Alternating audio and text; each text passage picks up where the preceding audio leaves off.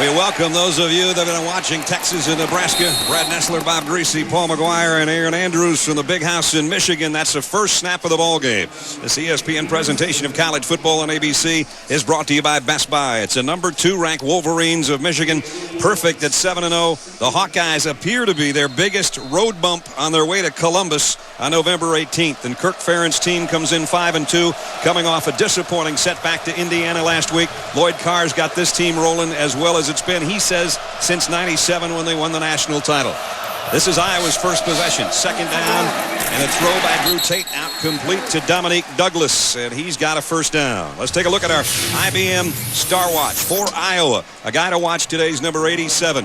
He's a wide receiver type tight end. Scott Chandler, the number 1 receiver on this team and the main target for Drew Tate. And defensively, Mike Klinkenborg is a number 2 tackler in the Big Ten. 73 stops. He anchors that back 11 for the Iowa Hawkeyes. So Iowa's got a first down now at the 31-yard line.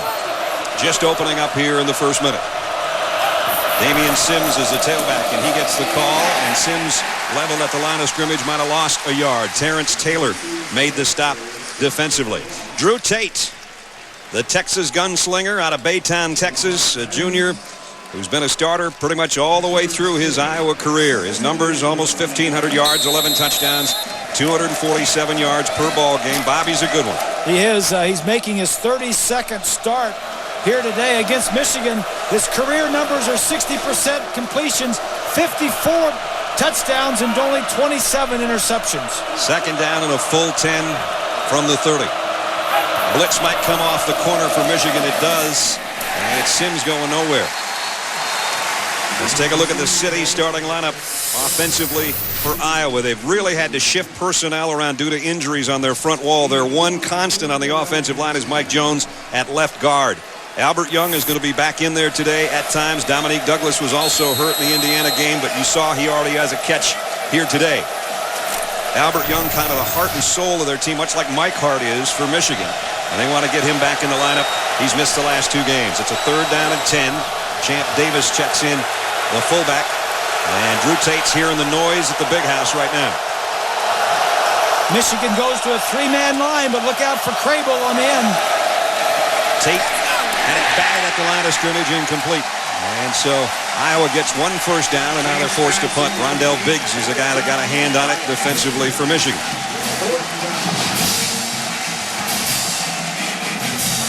Ken O'Keefe, the offensive coordinator, meets Tate at the sideline, and you see those big defensive end, Biggs and Woodley, coming after the quarterback, and Biggs got his hand on it. Andy Fengstermaker is the punter, and that is Steve Breston. He's a dangerous return man if he can get his hands on one. This is high in the air, though. He'll have to call for a fair catch, and he'll take it at about the 33-yard line. 37-yard kick and no return. We'll return and watch the Michigan offense go to work for the first time today, led by Chad Henne. So Iowa got 1 first down, had to punt. Now Michigan, good field position to start. The Wolverines will work from their own 33-yard line with Chad Henne, number 7, at the controls. A junior, and a while missing Pennsylvania. Handoff, Mike Hart, left side, and Hart to about the 36, almost the 37, got almost 4 yards. Let's take a look at our IBM Star Watch from Michigan. Not a lot of times we get a star that's an offensive lineman, but he's one of the best there is around. The captain, Outland Lombardi candidate Jake Long, 6'7", 313 pounds. Steve Breston, we've seen him field a punt. He hasn't scored a touchdown as a receiver yet. That might change today. David Harris made the semifinalist list for the Butkus Award. He's a leading tackler defensively for the Wolverines of Michigan. Second down and 6. Adrian Arrington in motion toward the ball. Here's the stretch play again to Hart, and I was waiting on it. Very little on the play, no gain. Chad Henne, he started every game too since he's been in Ann Arbor, and he's done a lot for this team, and he expects to do a lot on the opening drive. Well, we're definitely going to try to establish a run, and hopefully Coach DeBoer will give me opportunities to throw the ball. But definitely be accurate, complete the passes, and just take care of the ball. Don't make any dumb mistakes. Just go out there and play my game. Making his 32nd consecutive start for the University of Michigan. And already faces a 3rd and 6. Here comes a blitz. Henne going to be dragged down right about at the line of scrimmage. A.J. Eads, a freshman who was in there defensively, got the stop pickup of about a yard, and Michigan's got to give it up. Well, you know, this young freshman, Eads, he's a guy we saw play like that last week, where he just didn't quit. He came upfield, he was blocked, and then he broke out, looked like he could pick up the first down, but he's never quit on the play, made the tackle. Masco to punt. Dominic Douglas shading his eyes to the sun on the other end, back at about the 15-yard line. That's a nice phrase. Boy, bobbled snap, but he got rid of it. Douglas at the 16. Dominic Douglas doing a little dance. We weren't even sure whether or not he was going to be able to play, but he has a nice return of 8 yards. We wasn't sure whether we'd have any sunshine today. That's true. We got a little bit of both. There was no sunshine last week for the Iowa Hawkeyes. The Indiana Hoosiers, 3 touchdown passes, and a couple of them wide open, and Drew Tate intercepted at the end of the ball game. That wrapped up a disappointing setback to Indiana. Good for the Hoosiers. They're back-to-back wins in the Big Ten, but for the Hawkeyes, who had hoped to come in here no worse than 6-1 and in the top 25, and instead they're 5-2 and 2-2 in the conference. They're a dangerous team when healthy, though. There's a little slip screen out to Douglas, and Douglas got about 5 out near the 30-yard line.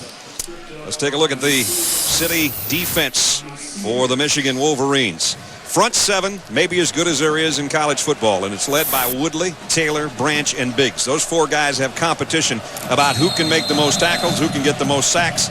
They're a pretty deadly crew up there up front. Maybe the best defensive line in the country. I think it is. 2nd down and 4, just inside the 30. Tate, quick throw on the slant. He got it. Good throw out to the 40-yard line. Dominic Douglas putting on a show already here in the first quarter. Pickup of 10. Let's check in. Aaron Andrews in for Bonnie Bernstein this week. Aaron. Brad, you mentioned the health of this Iowa team. How about last week? 8 players either missed the game or did not return to action because of injuries. Kirk Ferentz definitely telling me happy to have Albert Young back today. Hasn't been in yet, but we'll see how effective he is with that ankle. For their defense, defensive lineman, guys, Mitch King, we got to keep an eye on him. 50-50 today with a hamstring. All right, EA, good to have you with us. Bonnie, we hope you're feeling better, too, and hope to have you back next week. Dominic Douglas. I don't know. He looks like Dominic Wilkins so far in the first quarter. He's got the human highlight film thing going on. Tate really took a shot, but he got the ball complete down, and it's at the 41 of Michigan. Brad, I don't know what Dominic Douglas got last week, but he ought to get it every week. I mean, here's a guy that was not even 50-50, was questionable of being in the game, and he's caught everything they've thrown near him. Watch this throw. Oh, man, does Tate get whacked? That was David Harris. Not enough men on the line of scrimmage. Offense. 5 yards. Repeat first down. Dave Whitboat, I apologize. I did not see the flag. It's way over on the far side of the field at about the 36-yard line, so that one's coming back. Harris, the leading tackler for Michigan. I mentioned he made the semifinalist list for the Butkus Award.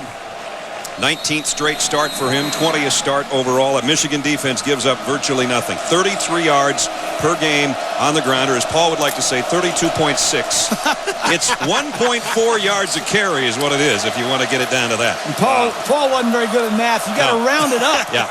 If it's 0.5 or higher, you round it up. Round it down. That's a math work at the Citadel for you. 1st and 15. Nice play fake. Tate got a man open. Tough throw. Got it out to about the 39 to Moyaki, the number 2 tight end.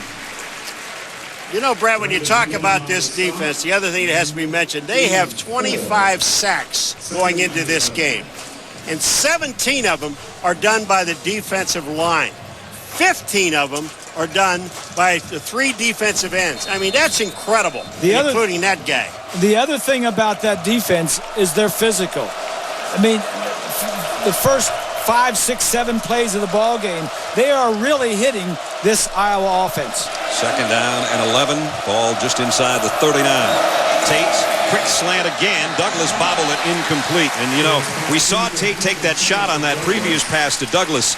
And we talked with Lamar Woodley, who's one of the leaders and the captain of the defense, about that very thing, putting the heat on number 5.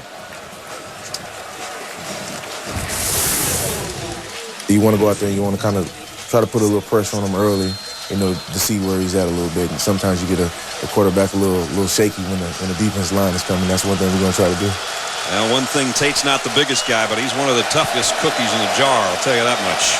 There's no doubt about that. He's in the shotgun on 3rd down and 11. Here they come. Here they come. Throw almost one-handed, but not turning around in time, was Andy Brodell, and it's incomplete. All right, Matt.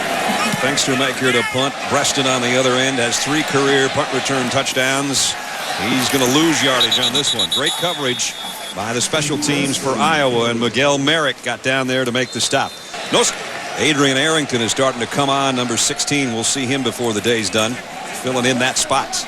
Here's Mike Hart. I'm sure there's a lot of number 20 jerseys around as well. Hart got about a yard, and that's it.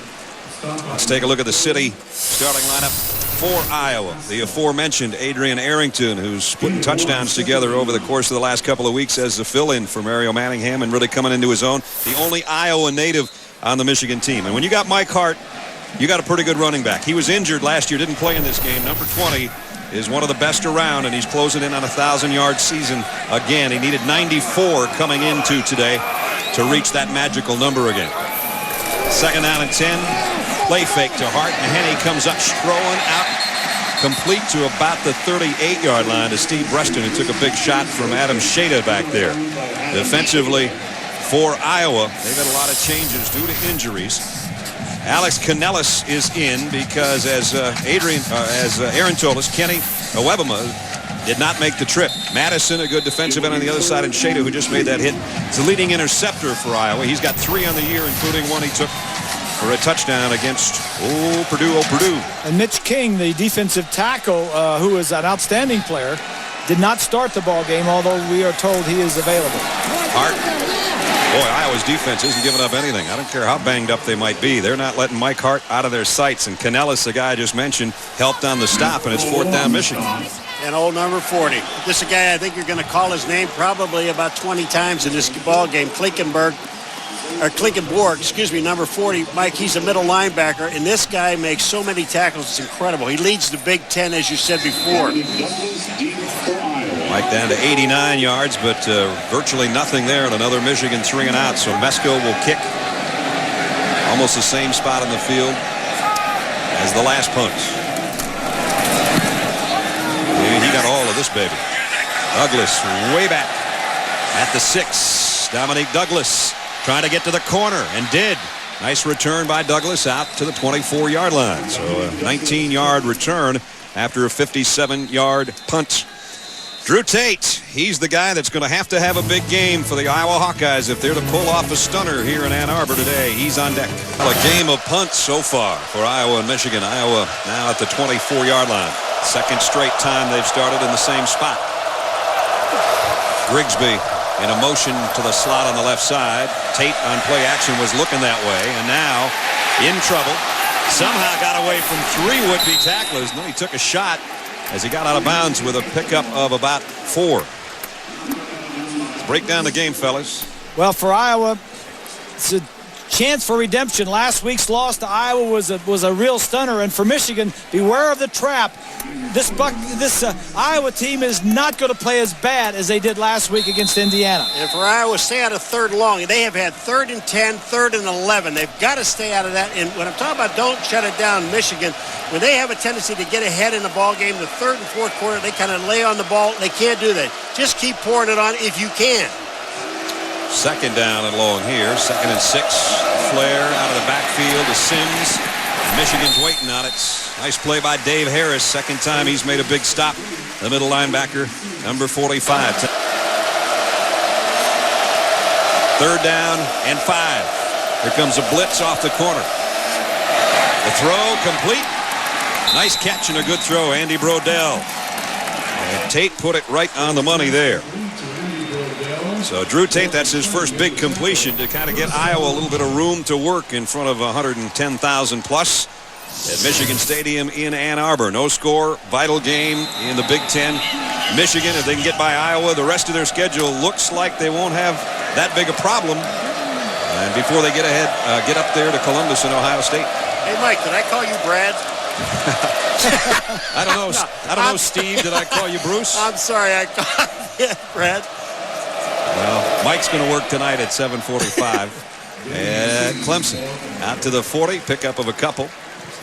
as we're down almost to 4 minutes remaining in the first quarter. See how much easier it was for Iowa to pick up that first down when they got it. They weren't 3rd and 10, 3rd and 11. They were 3rd and a manageable down. It kind of works that way, but I'm wondering, how do you know that much about offense? Well, one time I played offense. I don't remember when it was, but I did. There's Ken O'Keefe, the offensive coordinator for Iowa. How would you like to throw him to Paul McGuire? Well, he held on to a lot of them, he says, as a senior in college. I don't know if that's what he started dropping them after that.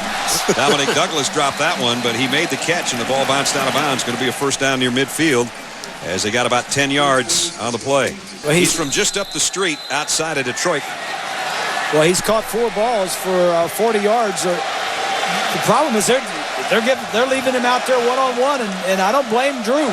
Throw it out there. He's your best wide receiver, even though he's a true freshman.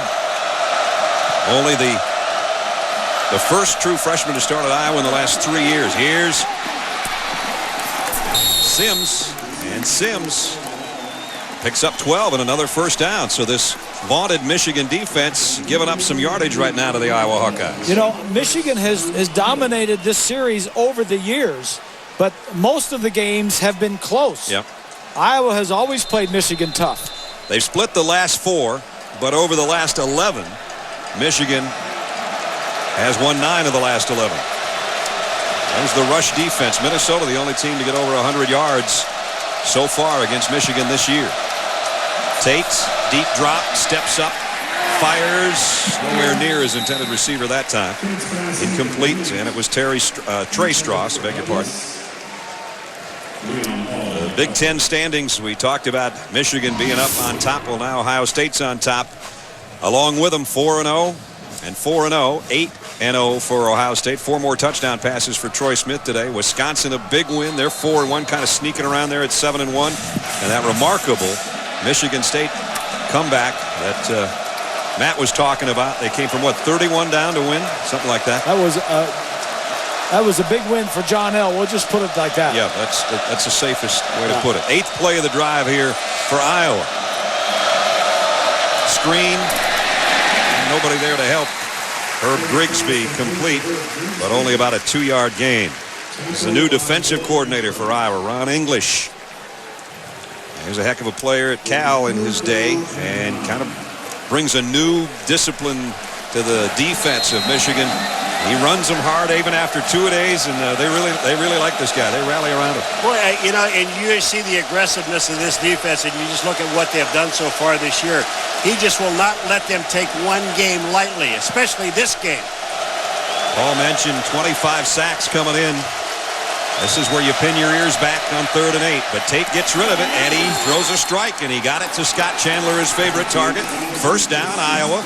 Kind of a stunned Michigan crowd right there you're looking at as they worked it down inside the 30-yard line of the Wolverines. Reese, can I ask you, are tight ends getting bigger?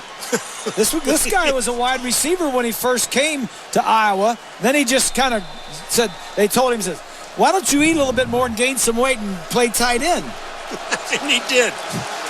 Wouldn't you like to have one of the coaches say, why don't you eat more food? At the 26, first down. Tate rolls looking to throw. Now he's in trouble, and now he got away somehow. He put himself down, but it was Tim Jamison coming. Looks like he may have fallen on his hand when he fell, trying to keep his balance. Sean Crable was chasing him too. Let's take another look. Tim Jamison will get credit for this sack number 90, and that'll be his 4th sack of the year, and he's a backup defensive end because he is basically, I'll tell you what, Crable may get it because he's the last one to touch him. Yeah, Crable number 2 is a guy that plays linebacker but stands up as a defensive end at times, and he is quite a specimen. 6'5", 241, and can run like crazy. Massillon, Ohio. They play some pretty good football there, I'd say. They've always had good personnel here at Michigan, Brad, and this year is no different. But this year the schemes are a little different because the coordinators on offense and on defense are new this year for Lloyd Carr. That sack on Drew Tate, even though it was kind of a Drew Tate sack, and he does look like he's favoring his left hand. First time he's been sacked in the last 65 pass attempts.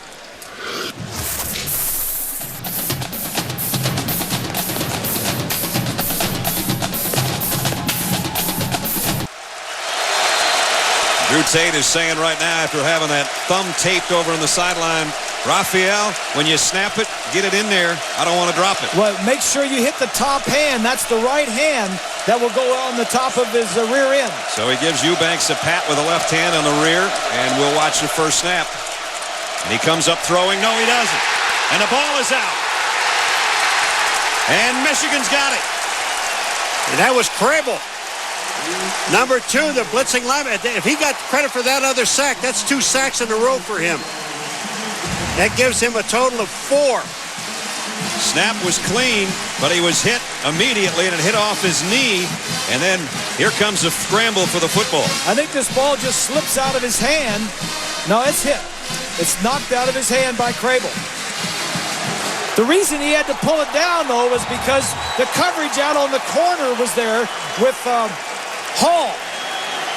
So give Hall some credit for the coverage, and then the takeaway by the defense. I've heard of short drops, but that wasn't even 3 steps, was it? No, it was supposed to be a quick pass, but the corner was there. Now Henne looking for a quick pass. Completes it out. Adrian Arrington, and Arrington trying to drag Adam Shada down the sideline. Picked up 9. Here's Arrington, number 16. This is a kid out of Cedar Rapids, Iowa, that the Hawkeyes offered a scholarship to after his freshman season in high school in Iowa. The only problem is when he came to Michigan's camp, saw this campus, saw this stadium, and thought, you know, a lot of guys have been NFL wide receivers coming out of here. He decided Ann Arbor was a spot for him. You're right. A lot of guys have done that.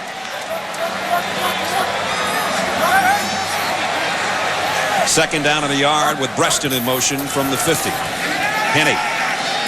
Time to throw, and he got it to Arrington again. Slips through a man at the 40, and he's down to the 36-yard line. First down for Michigan. Pick up a 14.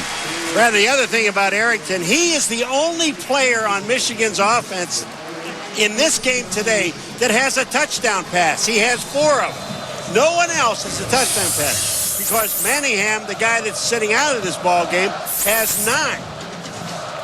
Mitch King is in there defensively for Iowa.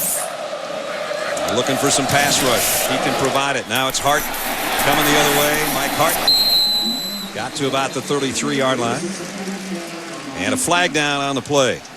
Right in the mix of the offensive line. Let's see if we've got a holding call. The zone blocking scheme of Michigan is something that's a little bit new around Michigan's, not new to Iowa at all. They're very used to it because it's the same scheme they use offensively, so their defense pretty accustomed to that. Play. Holding. Offense, number 85. 10 yards from the spot of the foul. Repeat first down. There will be 1 untimed down to end the quarter.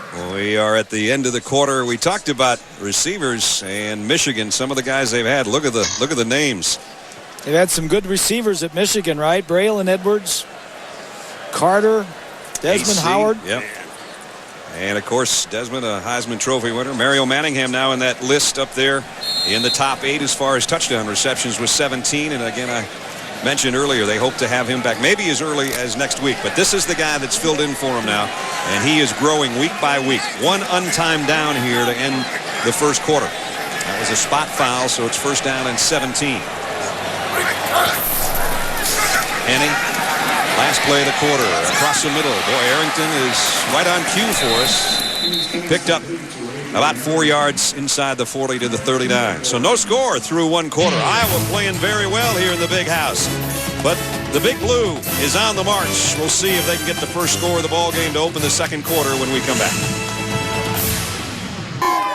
And they've lived here in the Big House for 80 years at this stadium. Drew Tate on the sideline with his helmet off. Apparently is okay as we open the second quarter with a second down and 13 at the 39-yard line of Iowa. Michigan's got something rolling here courtesy of Henne to Arrington. Henne in trouble. Chad trying to buy himself some time. Look out. And throws it incomplete.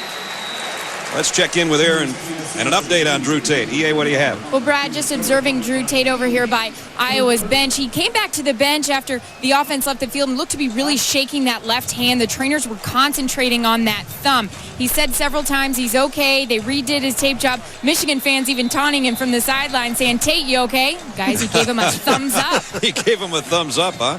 As long as it's with the right thumb. As Paul said, well, he's a right-handed quarterback. He said during the timeout to you. I said, the snaps are not always great, though. We saw that on the first one, I think, since he came back. Sometimes you have a problem handing off with your left hand if you don't have that left thumb working. Well, then don't hand off with your left hand. Hand off with your right hand. Third down and 13. Henne over the middle. That should be pass interference, and there it is. And it was Adrian Arrington, the guy that was interfered with. It's autumn in Ann Arbor. And it's cute, though. It really is cute. First down for the Wolverines at the Iowa 31-yard line. Chad Henne, here comes the pressure, and they get to him all the way back at the 45-yard line. Brian Madison, a defensive end, the junior, number 99, and a 14-yard sack. Madison's going to come from the right side, number 99. Here he is right here. He just runs by the right tackle. It's Riley. That's 4.5 sacks on the season. Usually when that happens, when a defensive lineman runs by one of the offensive linemen, there's been some mental miscommunications up front there. I've been behind lines that have done that a lot. I know that well. Tell us about it, Mr. Concussion. Second down and 24 now. Henne on a crossing pattern completes it. Got it to Carson Butler, his tight end, who takes it down near the original line of scrimmage. Got it back to about the 32-yard line, a pickup of 13. But we were all sort of in shock because Michigan State was getting buried by Northwestern, and they came back to win that one by 3. Third and 11. Henne going to get dropped again. This time it's Edmund Miles, the outside linebacker and captain of the defense. So they got themselves in long yardage situations, and they just couldn't dig out of it, and that one's going to take them out of field goal range as well. I don't know what Henne's thinking about. I mean, I know you have a pretty good offensive line, but you just can't sit back there that long and think that they're going to hold them out for what, 5 minutes? You got to get rid of that ball. This sack I blame on him and the coverage of the defense. There you go. Covered downfield and no place to scramble. All the running lanes were blocked. Mesko, the left-footed punter at midfield, hangs it up. Douglas fakes the catch and lets it bounce, and it's going to be touched at about the 8-yard line, or maybe the 9, by Michigan special teams. Now we got a shutout going here with 13:04 remaining in the first half. And Iowa hanging in against the number 2 team in the country. Drew Tate and that bad thumb. Go to work when we come back. All right, Matt keeps us posted here. No score. This is ESPN's College Football on ABC, brought to you by Best Buy. From Michigan Stadium, Brad Nessler, Bob Greasy, Paul McGuire, and Aaron Andrews, and Albert Young for the first time in almost 3 weeks back in at tailback for Iowa. And he gets the call. Albert Young, Kirk Ferentz said, you know, there's a couple of guys that we need to get back. Mitch King on defense, Albert Young on offense, because he's so good out of the backfield, and he says, he's our juice. We need some juice. This is the guy. Well, he can shake and bake. He can make something happen if there's nothing there. And guys like that, you don't like to lose those guys out of your offense. He got 5 on his first carry. Second and 5, they'll try him again. This time going nowhere. Terrence Taylor, the big nose tackle out of Muskegon, Michigan, made the stop. Brad, we're in the second quarter, obviously, but rushing the ball, Iowa has gained 15 yards total rushing. Michigan is minus 11 yards. But you got to understand something, folks. When a quarterback is sacked, that's taken off of the rushing total. The sacks are applied to rushing totals, not passing. And both quarterbacks have been sacked 2 times. Here's a third down inside their own 15 for Iowa. Dangerous spot for Drew Tate and company.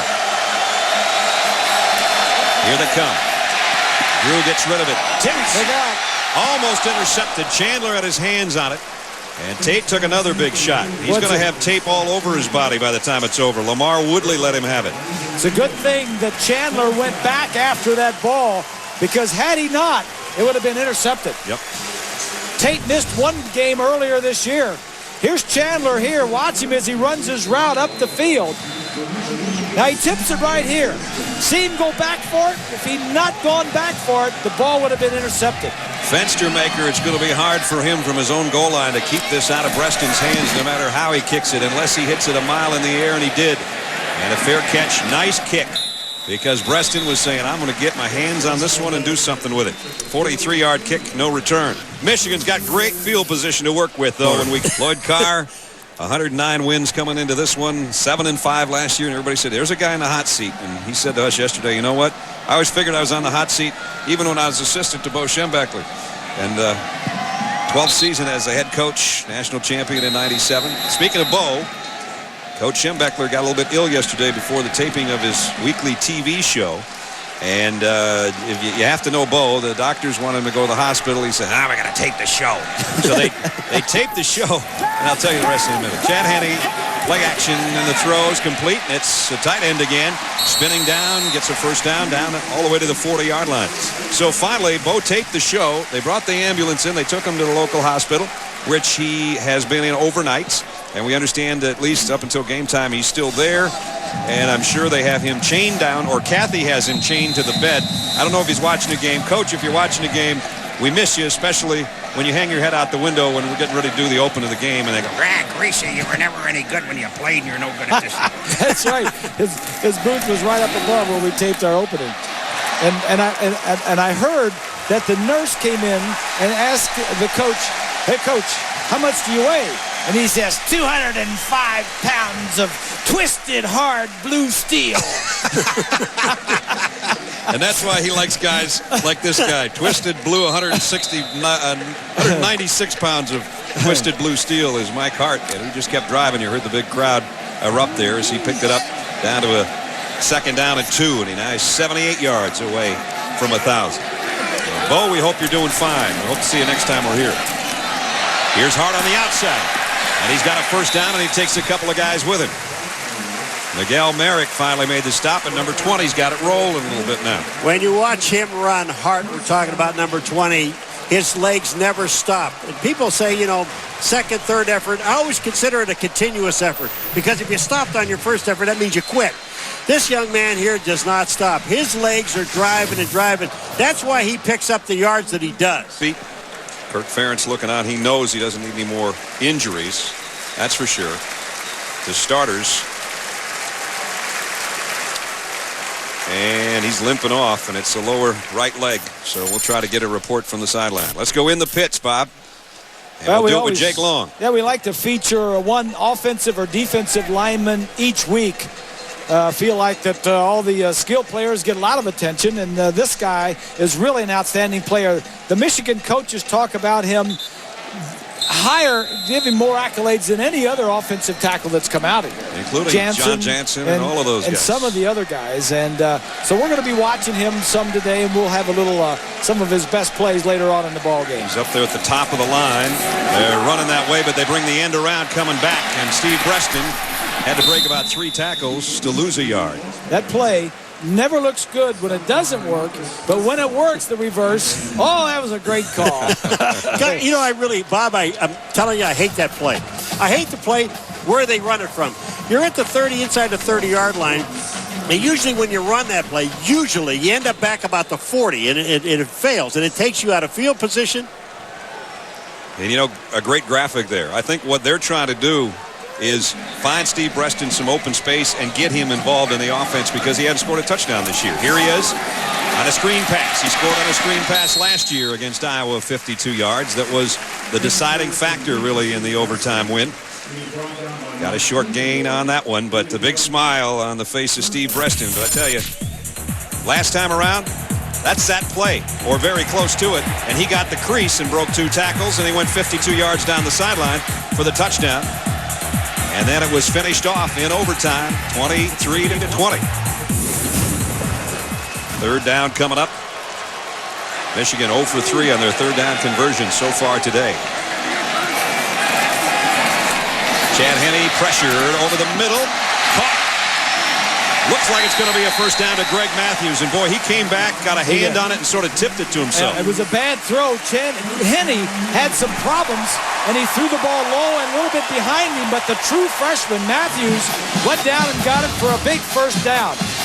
Here he is here. He's just going to go across the formation. Now the ball is behind him, catches it. That's for a true freshman, that's big time because that's a big first down. That's why the ball was behind and low. Yes, Madison was the reason it was behind and low. Yeah. 7th play of the Michigan drive. First down, their deepest penetration down to the Iowa 16.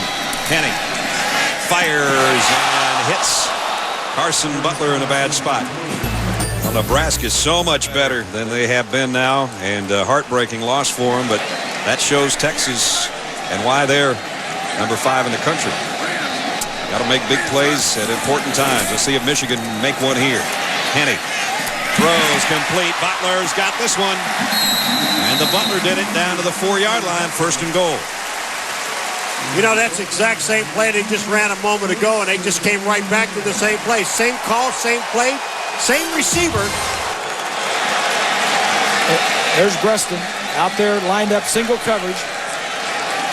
First and goal. Mike Hart cut back into the middle of the Hawkeye defense, and he might have gotten a yard. Marcus Pascal came up from the secondary, made the stop. Sleddon gets pretty tough right now down there around the 3- and 4-yard line. Pascal, he was banged up too. He's only playing at about 50%, Norm Parker says. And he said the same thing for Marcus Wilson at that safety spot. I said, take both their 50s and make it 100, Norm. They had there's 8 guys on the defense, I think, were 50-50 going into this ball game. There's Preston Arrington to the top of your screen. Second and goal at the 3. Henne is going to go to Arrington. Touchdown. Nope. He is bobbling it going out of bounds. Boy, made a heck of a catch. But it's incomplete. That was Godfrey on the outside. Now, I'm going to tell you what. I guess you're allowed to push off a little bit in college football, aren't you? Well, we'll see. Yeah, well, I hope so. No, he didn't push off. You saw that? Now, there's the bobble, so he didn't get his feet down, but he bobbled the ball. Here's another look. That's the push-off. That's not a push-off. That's pushing off. That's closer than you think. No, that's a good call. He was bobbling the ball right there. Bobbling. Now, did he scrape the toe after he got it, though? Well, that's... Boy, that one was really close. Yeah, but I would say they got that one right. Jim Augustine is our replay official over here to our left. And that's 3rd down and goal. Henne, play fake. Arrington, corner. No, he's out on the other side. And he was, too. The only thing they can do now is throw it right by the goalpost to number 16. 4th down. Take a look. Working against Merrick. Can't really tell from there. No. Well, you can't. This one will show us. Watch this. And now he just gets the ball now, and his left foot is up in the air. His right foot comes down inbounds. Just remember, it's control of the football. You have to have control of the football before you come, and when you come down, you have to be inbounds. It's a very simple process, you know. Have you ever played offense and tried to execute that play? Yeah. How many passes did you throw? When I was in college, I was 6'6". I just, I started to work. The play is being reviewed now, as all plays are in college football. This is going to be an official review. And what Jim Augustine wants to do upstairs is just take another look at it. Wants to see this from a couple of different angles just to make sure. We watch him watch it in. Was his foot on the ground when the ball was in his hands? That's the big question. And it was such a bang play, and we're doing it in super slow motion here for you. Well, you take a look at now. Does he have control? Just look at the ball. Does he have control here of the ball? Now he's got control of the ball, and his right foot is out of bounds. His right foot never landed in, but did his left foot? Did he have the toes of his left foot down when he had control of the football? Yeah, exactly. Was his left foot still on the ground when the ball got to his hands? What do you think? I'm glad they're calling it, not me. Yeah, that's about as close as you can get. That's Here's tough. the best look, Here you I think. go, right here. This is not a touchdown. Ball. He doesn't have control of the ball yet. Well, his left foot's up when he gets control. Well, his foot was on the ground when the ball was in his hands. So you're saying it's a catch? It's a matter of did he have control of it? Well, we're going to find out right now from Dave Whitvote. After review, video confirms the call on the field. The pass was incomplete. 4th down. So Arrington had 2 close ones. So did Chad Henne. I played offense, pal. I'd have made that catch. Garrett Rivas is 10 out of 12 on the year. That's why you played defense. We'll try a 20-yard field goal. They put all the guys that can't catch on defense. That's why they don't get interceptions. Rivas' field goal is up and good, and finally we've broken the scoreless tie. Michigan on top at home. 7:13 remaining first half. Last time they have it, they'll get it back now as Rivas is set to kick. Damian Sims and Herb Grigsby are back deep for the Hawkeyes near the goal line. And this will be Herb Grigsby at about the 1. And he runs right into a wall of maize and blue before he got to the 20-yard line. So, and here we are, 3-0 Michigan. And Albert Young about a half yard and then got whacked by Alan Branch. Boy, I tell you what, those 4 guys up front, we've seen Taylor make plays, we've seen Branch make plays. Rondell Biggs and Lamar Woodley have been trying to make life miserable for Drew Tate. That's quite a front 4. This guy right here, he is 6 foot. This is Taylor. He's 6 foot tall, 305 pounds. He is a high school state champion wrestler. You love those guys. Oh, and he is the nose tackle. He's playing right over that center. I mean, a guy that's low to the ground and he's a wrestler. I stayed away from that wrestling match. I never went over there in high school. 2nd down and 9. Boy, everybody up front for Michigan right now. Tate's going to have a look. Let's see if they bring all this heat. They will. Play action. Screen pass would be a good play if they get it going. Albert Young, blocker in front. It's got a first down. Nice call. That's a nice play to slow down a rush. We're just talking about all those defensive linemen. Good play, good execution by Tate. Well, I'll tell you, when Albert Young got the ball, there was absolutely nobody around him. Well designed, well executed. 7th different receiver that Drew Tate has used so far today. And a first down at the 38-yard line. Iowa trailing by 3 here in the 2nd quarter. Young, right side. And he got about a yard, and that was about it. Very fortunate to grow up with their father, Ronnie Stoops. Penalty markers on the play. You guys kind of terrorized the neighborhood, huh? Yeah. Yeah, he actually did. I had 2 other brothers, and there were 4 Stoopses and a couple of Lynches, and that just about did it. Ball start. The entire line. Offense. Oh, there you go. Everybody move. I think Drew Tate, I think the center had the snap count wrong, maybe. Either that or there was some funny sounds coming out of Drew Tate's mouth on the cadence. Kirk Ferentz writes that one down and says, I'm going to have a chat with those boys about that one. Remember, that line has been shifted all around. The exception, really, of Mike Jones, the left side, and Marshall Yonda. Those guys kind of stayed where they were supposed to be, but everybody else has been shifted around. And the guys that are back have been hurt for a while. Eubanks, the center, a redshirt freshman playing against Taylor, that wrestler we were talking about. Yep. Young trying to get outside. He can't. Boy, a great tackle by Morgan Trent. Out in the open field, and they're going to be a loss on the play. Drew Tate so far 10 out of 15. That's where he's throwing them. He's throwing them, a lot of them. 8 of 9 over here. Short and to his left. Well, they said, Kirk Ferentz said, Albert Young offensively is such a big threat out of the backfield as a receiver. And that's something he gives and that Damian Sims doesn't give him as much of. And now when it's 3rd down and a mile, as Paul said earlier, don't get in 3rd down and long. Well, don't get in 3rd down and 15 because Woodley and Biggs and company are in their track stances. Tate's going to throw long. Got a man out there and almost caught by Dominique Douglas. Pretty good coverage, though, and Prescott Burgess got some heat. Morgan Trent the coverage. Top of your screen. What you're not going to see here is Tate getting another good hit. The ball was right there, but the coverage was there also. There's the hit. Drew Tate is getting hit almost every time he throws the football. You know, the end of that play with the color of the uniforms almost looked like Swanee, but Swanee caught that one. Yeah, he did a sky. It was 88. He did about 4 feet high. Not a great punt here, but it stays out of Breaston's hands. No, it doesn't. He takes it on a hop and got about 3 yards on the return after the 39-yard line. So Michigan's got the lead. They're going to have the ball, plenty of time to work with, and their timeouts when we come back. That's Norm for you. He's a throwback. Thanks, Aaron. At the 39. And it's Mike Hart.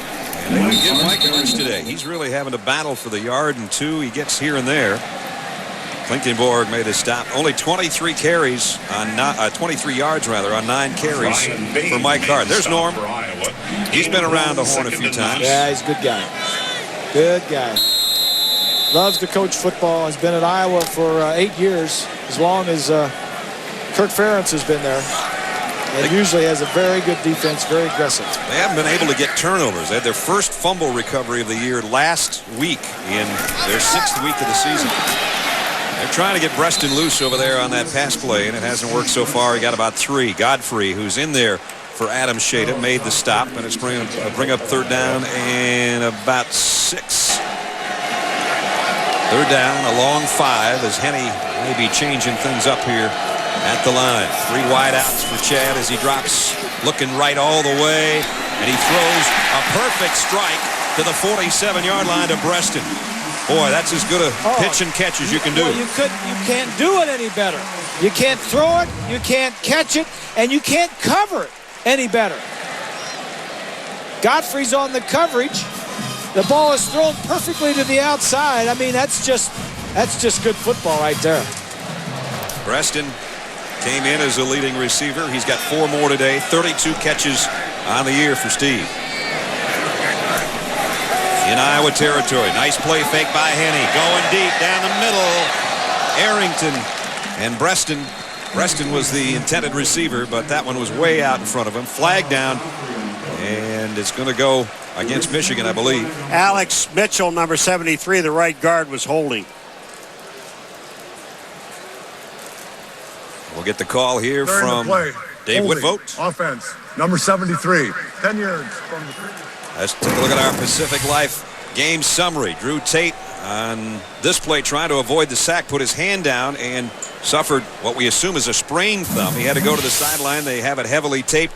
Chad Henne's been getting roughed up a little bit too by Madison and company on the Iowa defense. And Mike Hart has been held in check. Only 23 yards on his 9 carries. So the story, Pacific Life-wise, so far is you're running for your life. And the defenses are playing great on both sides. Yeah. Not exactly what Pacific Light had in mind. No, not exactly. Running for your life. 2:36 remaining in the half. Here's that stretch play to Hart. And Bain's going to wrap him up. He keeps his legs moving and gets out maybe to the 48-yard line. About 4 more for Mike. So he's still got 60-plus yards to go before he hits that magical 1,000.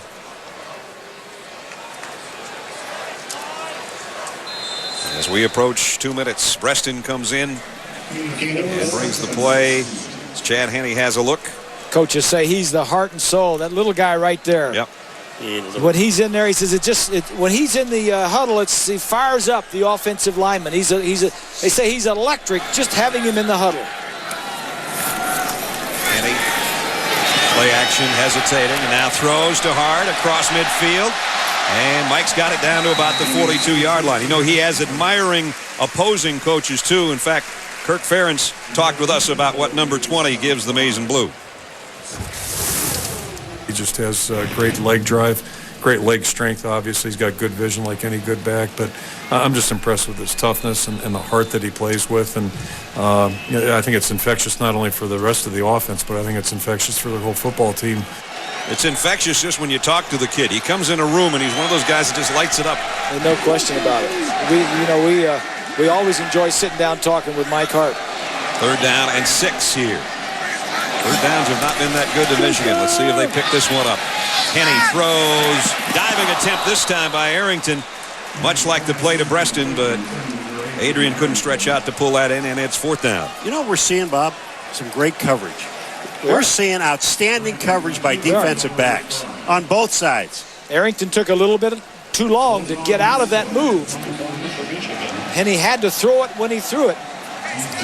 There's Mike DeBoard on the left there with the glasses and the headphones, the offensive coordinator. Scott Leffler, the quarterback coach to his right. That's the brain trust of the offense for Michigan. Mesko to punt. Hangs it up high.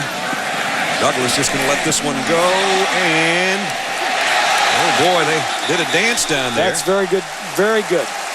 Very good coverage of the punt. And they got it down at the 1-yard line. So since then. Yeah, and how about Auburn back up there amongst all those undefeated teams after getting beat by Arkansas at home? That is a tough SEC, boy. There's the fullback trying to get Iowa a little room to breathe. Tom Bush carries it out for about 3.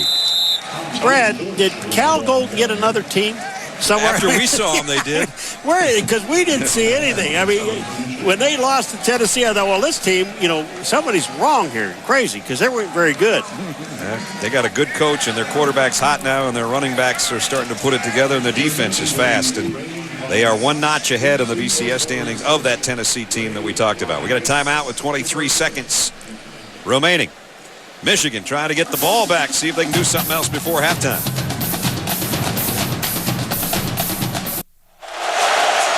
Well, do you chance a throw down here? 2nd down and 7. Iowa in the final 25 seconds. Keep it on the ground. And let's see if Michigan's going to take another timeout. You see it's being taken by Tim Jamison. If nobody else, Tim wants one. And that would put Michigan down to 1 timeout with 22 seconds left. Well, they can force a 3rd down coming up. They can force Iowa to punt the ball out of their own end zone, and that's what the goal. They got 3rd and 6, and Michigan can call timeout one more time if Iowa doesn't pick up the 1st down. This is, everybody thinks, the biggest hurdle remaining on the way to Columbus, because this is Michigan's remaining schedule. Northwestern and Ball State, and then on the road in Indiana, and then November 18th. What could be, who knows, number 1 against number 2. Could be. And we're looking forward to that one. Yes, we are. I'll tell you what, we got to know that those two are going to be undefeated when we get them. There you go. Look at this. Minnesota. Ohio State. And those are the records coming in today.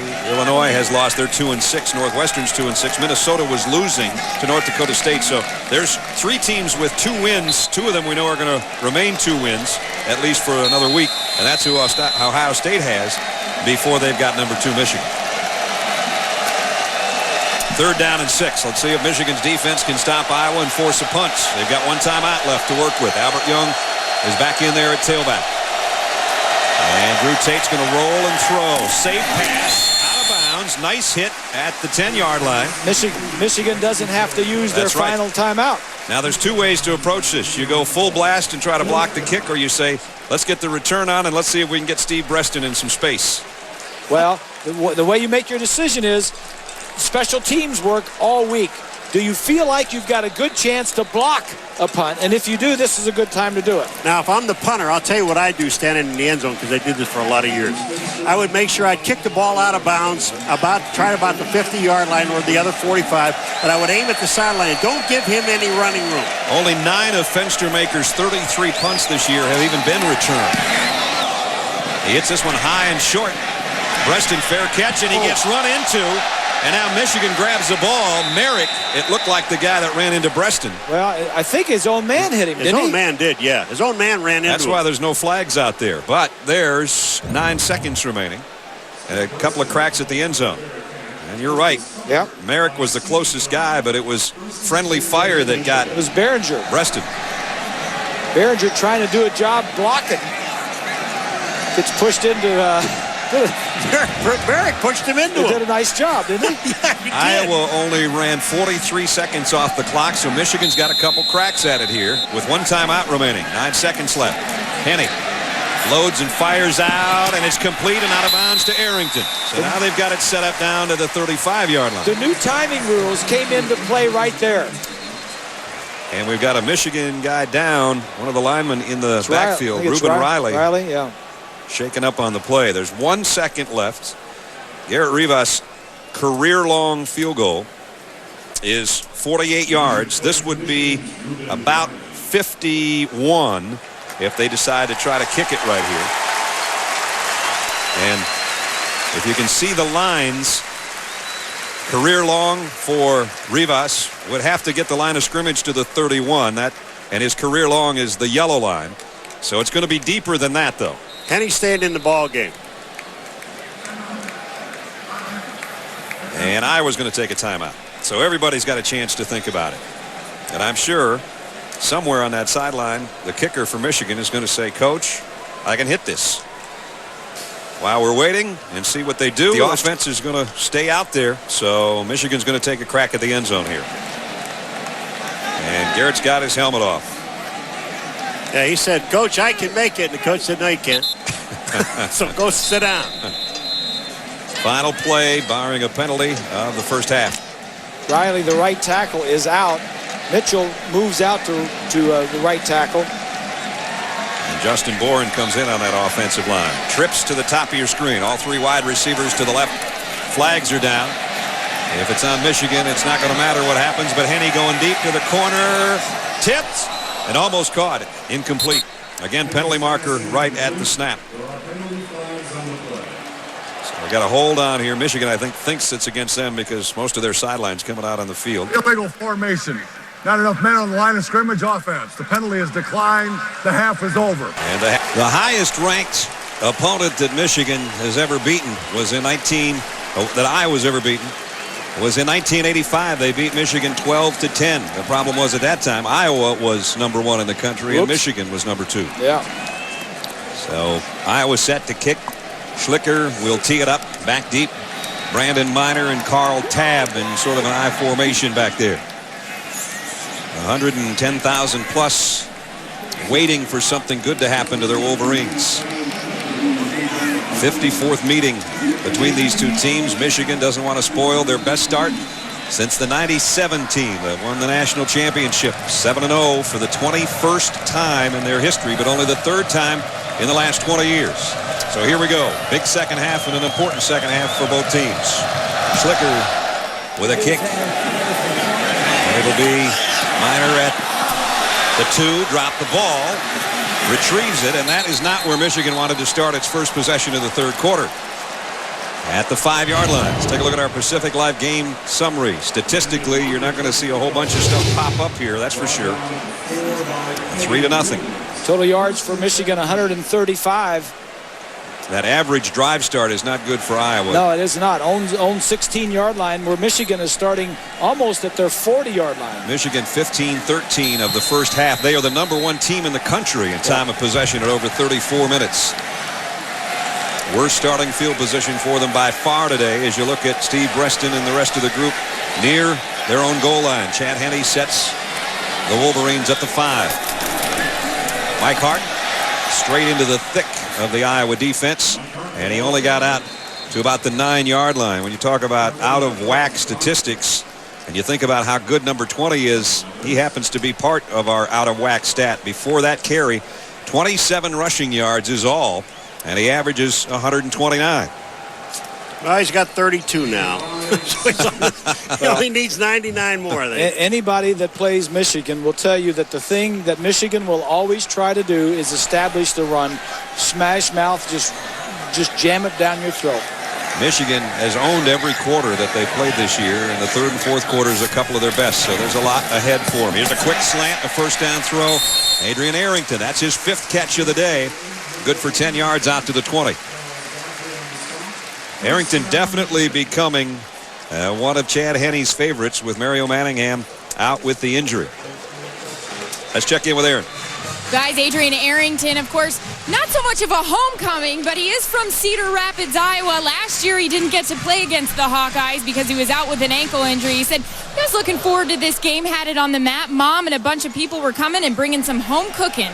Whatever they ate there at Iowa. What do they eat there, guys? Probably the same thing we had at halftime. Corn and bratwurst.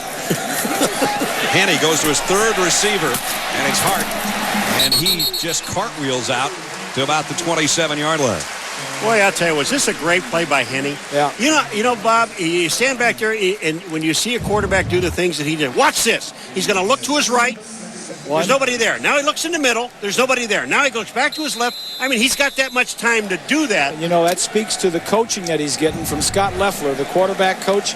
Just take your time, go through your reads, and here's your outlet. Just 1, 2, 3, throw. Now they go back to Hart off the right side, and he got it out for about 2 more. And it'll bring up 3rd down and a yard upcoming. Iowa defense just not giving Mike Hart any room to run so far today. Iowa defensively is playing really well today, much better than they have played all season long. In fact, even last year, the defense was not rated very highly in the conference or in the nation. But Norm Parker's crew is doing really well here today, especially stopping the Michigan run. The officials stop play here with 13:21 remaining. I don't know if they may have a clock problem. There's a problem with the clock. That's what I thought as he looked downfield.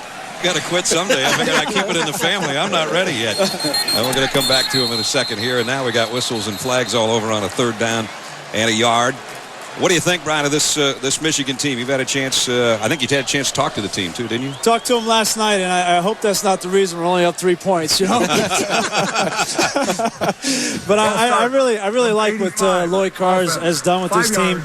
Every year he comes up with some kind of a motivational tactic, and the same is true this year. I really think that they're playing well on defense, and that's given them a chance to win every game. And if they continue to play well on defense, that was really the staple of our '97 team. They'll be able to win each game. And of course, November 18th, everybody's got a big circle or star around that on their calendar at Ohio State. 3rd down and 6 now after the penalty. Breston in motion across the field. Henny back to throw, looking right now, comes back across the field, and he's got complete to Greg Matthews. And Matthews is across the 30. Looks like he's going to have himself a 1st down. Brian, I know you came to school with the current quarterback coach, Scott Loeffler. He was here. He was one of your teammates at the time, and now he is coaching the quarterbacks. He's done a great job, and you've kind of talked to him a little bit also, haven't you? He's done a wonderful job. I think the way that he has been coaching these quarterbacks, the fundamentals have been the most important thing. And then secondary, he's been able to bring some new concepts offensively to the team. Here's a 1st down now after the pass play from Henny to Greg Matthews, the freshman. Michigan at its own 30-yard line, trying to get something going offensively. Henny, here comes the rush. There goes the ball. Loose.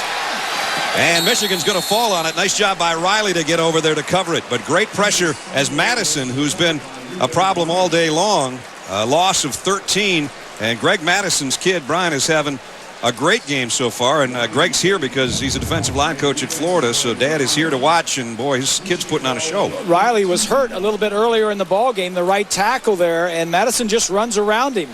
Uses his quickness, and Riley goes over and kind of deflates the ball. 2nd sack of the day for Madison. Now it's 2nd down and 22. Well, Brian, you're with an undefeated team. I mean, just seriously about Chicago, how good are they? Well, we'll see. You know, we'll see. We'll take it one game at a time. Our last game wasn't very good. I know that. Here's the throw, batted in the air. I know I talked to your dad about it, and you know your dad? The guy sitting next to you, you're right. That guy, I was talking to him the other day about it. He said he has never in his lifetime, and he's been around a long time, you ever seen a team turn the ball over 6 times and win a football game and not score an offensive touchdown? Well, that's because it's never happened. That's probably why, huh? 3rd and 22. There aren't a lot of these in the playbook. No, he's going to be good up here. I'm telling you, he's going to be good. Brian's good. Are you trying to kick the old man out already? Yeah. 3rd down and 22. Henny pumps down the middle, almost. In fact, it is intercepted. He got it. Picked off by Humpel, the linebacker. Pascal got a piece of it. Humpel got the ball. And so Iowa, first interception for Henny in his last 95 throws, and it comes in Michigan territory. So a golden opportunity for the Hawkeyes here. Here's one of the great examples of the tip drill. And every defense works on it. Watch this. Pascal, the ball goes up. That's Pascal. Pascal hits the ball up in the air. It just keeps it alive. Look at this.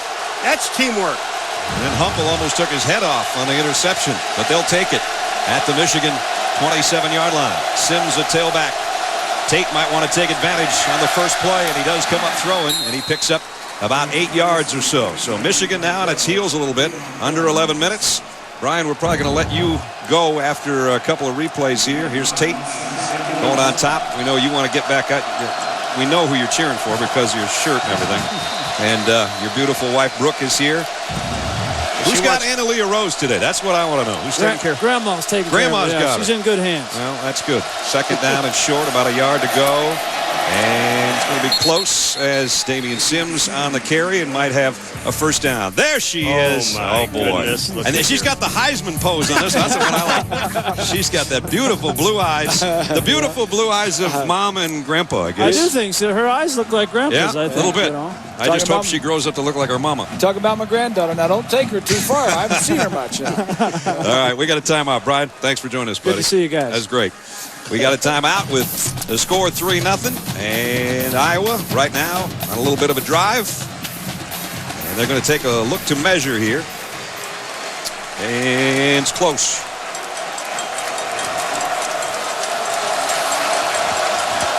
That close. The tip of the football close. And third down coming up.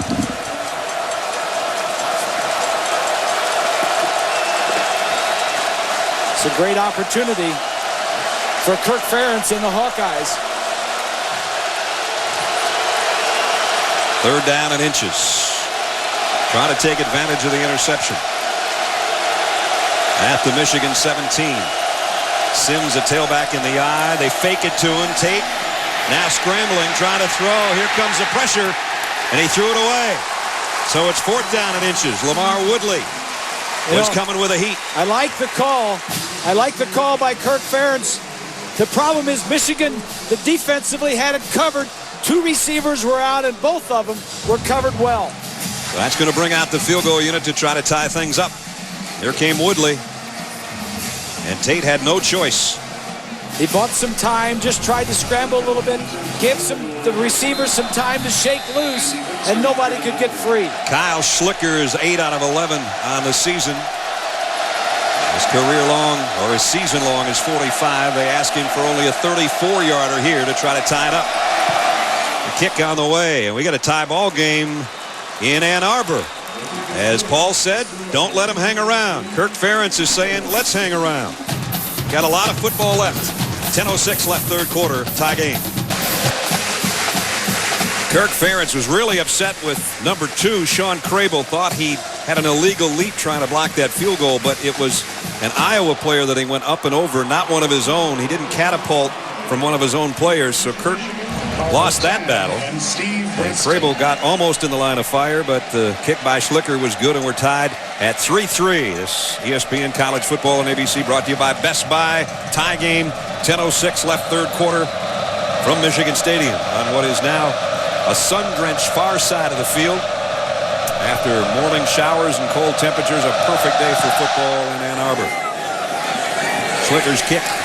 Steve Breston at the 2. Breston in the open field. He's got one kick return for a touchdown in his career. Not going to get there, but a great return all the way to the 35-yard line. Finally, number 15 gives Michigan the spark they've been looking for.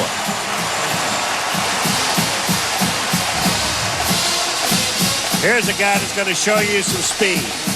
This is speed. Wesley gets back to the outside, but I'll tell you what, that is unbelievable. Field position has not been a problem for Michigan all day. It's been what we do with it after they get it has been the problem. 64-yard return, the longest kick return of the year for Breston in Michigan. And now they've got great field position at the 35 of Iowa.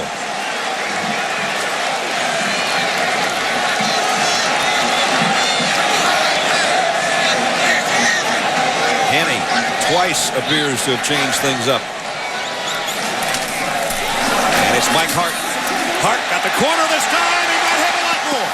Flags fly as he goes out of bounds at the 19. Probably going to be holding on the outside. That's the best one he's ripped off. And it's going to be negated by a penalty. 16-yard pickup, and it's called coming back. It's one of the things that Henne has done this year. A third-year junior who has started now for 3 straight years. They've asked him to do more checkoff at the line of scrimmage, get him out of bad plays and into good ones. From the spot of the foul, repeat first down. So from the spot, see where the line of scrimmage will be now. It's going to be right about back at the original line, maybe a little deeper at about the 36. It's not number 16, Arrington, is a wide receiver on the outside. Right there, you see him on the left of the screen. He just grabs Godfrey and pulls him, and he's right out in the open where the official can see it. Good form on that throw by the great throw. flag. Form by the he brought it right by his ear. By the side judge. Had the elbow high. It was good. First and 11 now with that spot foul, and as I mentioned, it goes back basically a yard deeper than the original line of scrimmage. So they're right about where they started. Henne this time to throw for it. Tipped.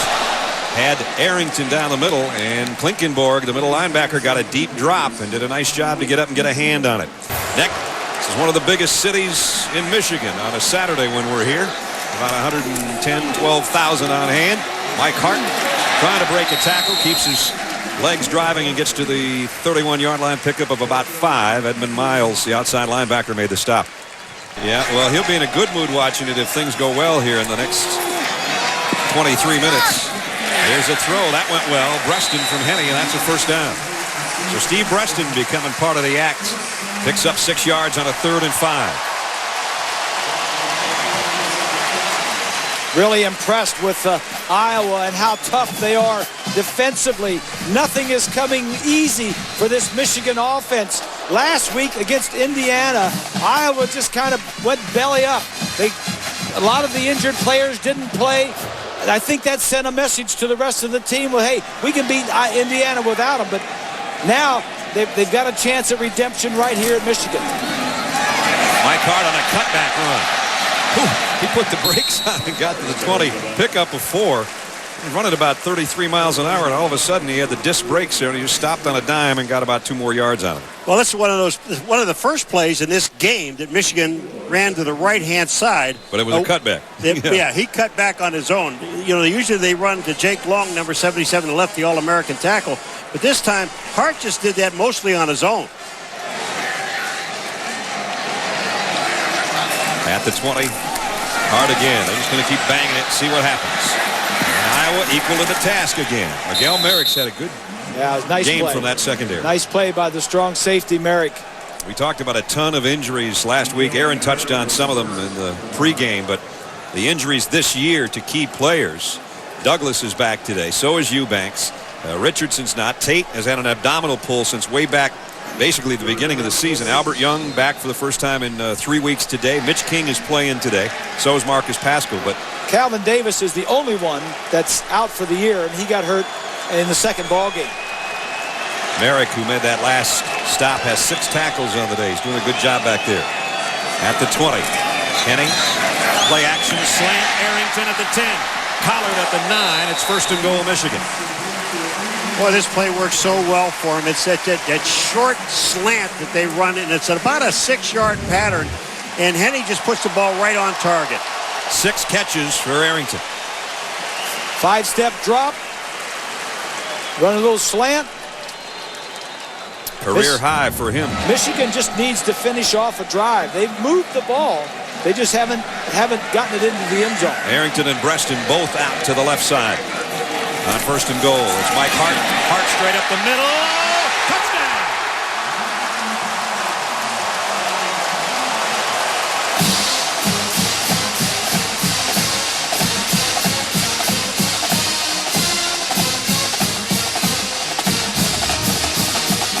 Mike Hart's 7th rushing touchdown of the year. Everybody starts to the right. Look at the gap that's starting back here. He sees it. He's going to cut all the way back. Merrick and Pascal can't get back there. Remember, that was a short drive courtesy of Breston's kick return. Rivas' extra point is up and good. And we finally got a touchdown. Took us to 6:36 remaining in the 3rd quarter. And it's number 20. behind that line, and the cutback run from 9 yards out. And now the second-ranked Wolverines lead by a touchdown. It's the quietest place on campus. I loved it. Rivas, the kick. Herb Grigsby is straddling the goal line. Oh, man. There was some popping going on down there before he got to the 21-yard line. All right, Matt, that's 10-3 here, Michigan. Troy Smith looking really good, isn't he? He sure is. He never does anything wrong. That's what I like about him. Albert Young, a little stretch play. Albert goes maybe to the 24-yard line, about a 3-yard pickup. That front wall of Michigan led by Woodley and Biggs and those guys. And Lamar was talking with us about a little competition he has with his buddy over there at the other defensive end spot. Me and Biggs, we've been kind of competing ever since I got here. You know, he's a year older than me, but we always talking trash all season. Who's going to have the most sacks, TFLs, the most tackles.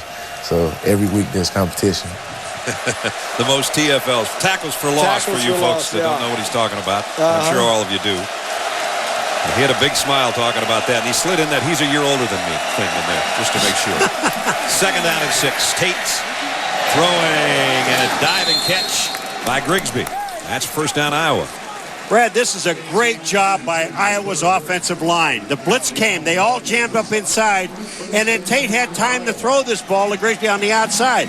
This is because the offensive line, they picked up every single one of the blitzers, and he had time. And Tate, Drew did a nice job also, knowing, first of all, that all these guys are blocked. Don't panic. I got my backs are picking them up. The line's picking them up. And then he kind of drifted back a little bit into the side, gave his receiver the time to run his route, and then got him the ball. Now on first down, nice play fake. Tate all day. Deep out. Got it. Complete to Douglas, out of bounds. And now Drew Tate's got Iowa's offense cranking. I'm impressed with this young receiver, Tate. He's, Douglas. Freshman, true freshman's caught a ton of balls today. Watch him. This is just going to be a one-man route. Got 2 guys on him. He already has the Iowa true freshman receiving records before the game even started. And you can see they do a good job of keeping Woodley off Tate. He had all day to throw that one. Drew loaded it up and got a 24-yard pass play, the longest play from scrimmage by either team, down to the 43 of Michigan.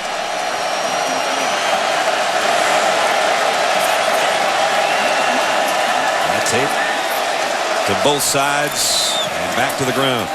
Young, and he's got about 5 more. Drew Tate and the passing chart, 14 out of 21 so far. And the one he just completed to Douglas was right there, throwing a lot short outside, 15 yards from the line of scrimmage or less. Not throwing many balls over the middle. Working their way down the field at the Michigan 37-yard line. They haven't been in Michigan's end of the field that many times all day, so they want to take advantage of this one, trailing by a touchdown with 4 minutes left in the third quarter. Got a lot of guys up there like they're going to run. Tate, quick throw, and Douglas didn't turn around that time. Incomplete. Hit him in the backside. Morgan Trent was covering. Everybody got the audible except for Douglas. He's the only one that didn't get it. He's the guy he was throwing the ball to. Drew Tate's the offensive captain, and he is the undisputed leader, and it's a big part of his game. Oh, yeah, he's. I think actions speak louder than words, and what you do really, motivates more people than just saying stuff. Sometimes you got to get after guys, and sometimes you got to say things, but ultimately, to me, it matters what you do on the field and your performance. See what he does on third down. And 4. Steps up down the middle, and he's got his man all the way to the 10-yard line, and it's Scott Chandler, the tight end. 26-yard pass play. So Tate is doing everything he has to do and doing it all right on this drive so far. I'm sure he'd like to have this one over. Here he is here. Chandler's going to run down the center of the field, but if this ball was thrown a little bit better, look at it. If he throws it more to the left side, he has to stop and come back for it. If he would have thrown that ball up the field and more to his left, he could have gone in the end zone. That's only the second time he's thrown the ball in the middle of the field in this game. Yes. This is Drew Tate's drive at the 11-yard line. First and 10. Albert Young. Young got to the 10 and just shaded across it. Terrence Taylor was holding on for dear life when Albert lost his lid. Young out of New Jersey. 5'10", 210-pounder. And this is Iowa's deepest penetration now. Golden opportunity to try to tie the ball game up. As Ron English, the defensive coordinator of the Wolverines, looks on. Well, if you look at the play calling for Iowa in this drive, now Michigan, they have no idea whether these guys are going to run or throw the ball. They have mixed it up perfectly. Ken O'Keefe is the offensive coordinator. Right there, he's one of the few offensive coordinators who likes to call the plays from the sideline. 3 wideouts for Tate. Michigan loading up on those corners, and Tate says, wait a minute, let's talk about it. Timeout. They don't want to waste a golden opportunity. Will they take advantage of it and get into the end zone to tie it up? Hang around, we'll find out. 10-3 Michigan, but Iowa trying to change that scoreboard for Kirk Ferentz. They're at the 10-yard line of the Wolverines with a 2nd down and 9. 3 wide receivers. There's Chandler. The big 6'7" tight end. Tate. Hurried. Throws. Complete inside the 5 to Young. It'll be 3rd down and about 4. They can get a 1st down at the 1-yard line. I'll tell you the one thing that Iowa doesn't need, and that's a field goal. Woodley comes to the inside. They had a little game on. That's why the quarterback had to get out of the pocket, run to his left. That's a nice job by Tate to avoid a sack by Woodley coming right up the gut and just making something out of the play. Paul touched on it. Is this 2-down territory on the road against the number 2 team in the country? It's 3rd down here, 3rd down and 4. The only problem is if you do kick a field goal, you got to kick the ball back to Preston. Get single coverage on those 2 receivers at the top. That's where he's looking. He throws across to Chandler, incomplete. Chandler covered by Prescott Burgess. And here comes the field goal unit. I'll tell you, Chandler looked like he might be open right now, but the ball is thrown wide. Well, he had no chance at it. It's because Burgess, number 6, had an angle. And that's why the quarterback had to throw away and protect against the interception. And now, Schlicker comes on. He's hit one already today, a 34. This is a 22-yard field goal attempt to try to draw Iowa closer. And the kick is up and good. Just going to say it was a tough angle, but it was. He tucked it in there. Good job. So they get 3 out of it. Good-looking drive. Drew Tate, sensational. They had 2 red zone possessions so far today and have only 6 points to show for it. But as Paul said earlier, let them keep hanging around, and then you could have problems. Last time this guy touched it as a kick returner, he took it 64 yards. I'd put this baby on the ground. I'll tell you right now. I'd make him scoop it up. Schlicker high, pooch kick. There he did. Fair catch called for on the far side. The ball would have gone out of bounds, I think. In fact, the flag is thrown in. As if that was caught out of bounds, it's going to be roughly the same territory. It would be at the 35 if it went out, where Will Paul caught it. And right now it's about at the 31-yard line, but they threw the flag on the near side of the field. And so it's either going to be at the 31 or the 35. Here's a call. Oh, we'll get it after the linesman talks things over with Dave Whitvote. A sideline warning on Michigan. They're first. All right, it was not a penalty. It was just a warning to the Wolverines. Too many guys crossing that line, and you know Lloyd will back them up. We've seen him do that before. Lloyd trying to go to 8-0. Lloyd usually does a pretty good job of talking to that head linesman over there on the side. Yep. We talked to him yesterday. He says, I tell those head linesmen, he says, I can only help you so much now. I can't call the whole game for you. Can't call the whole game for you. The rest of them you're going to have to do yourself. Mike Hart, cut back run, broken tackle. Hart just keeps on driving. Wow. He's a little guy, but he didn't play like it. Well, Brad, what he is doing is that this is stretch play. They only run like 3 or 4 plays, Michigan.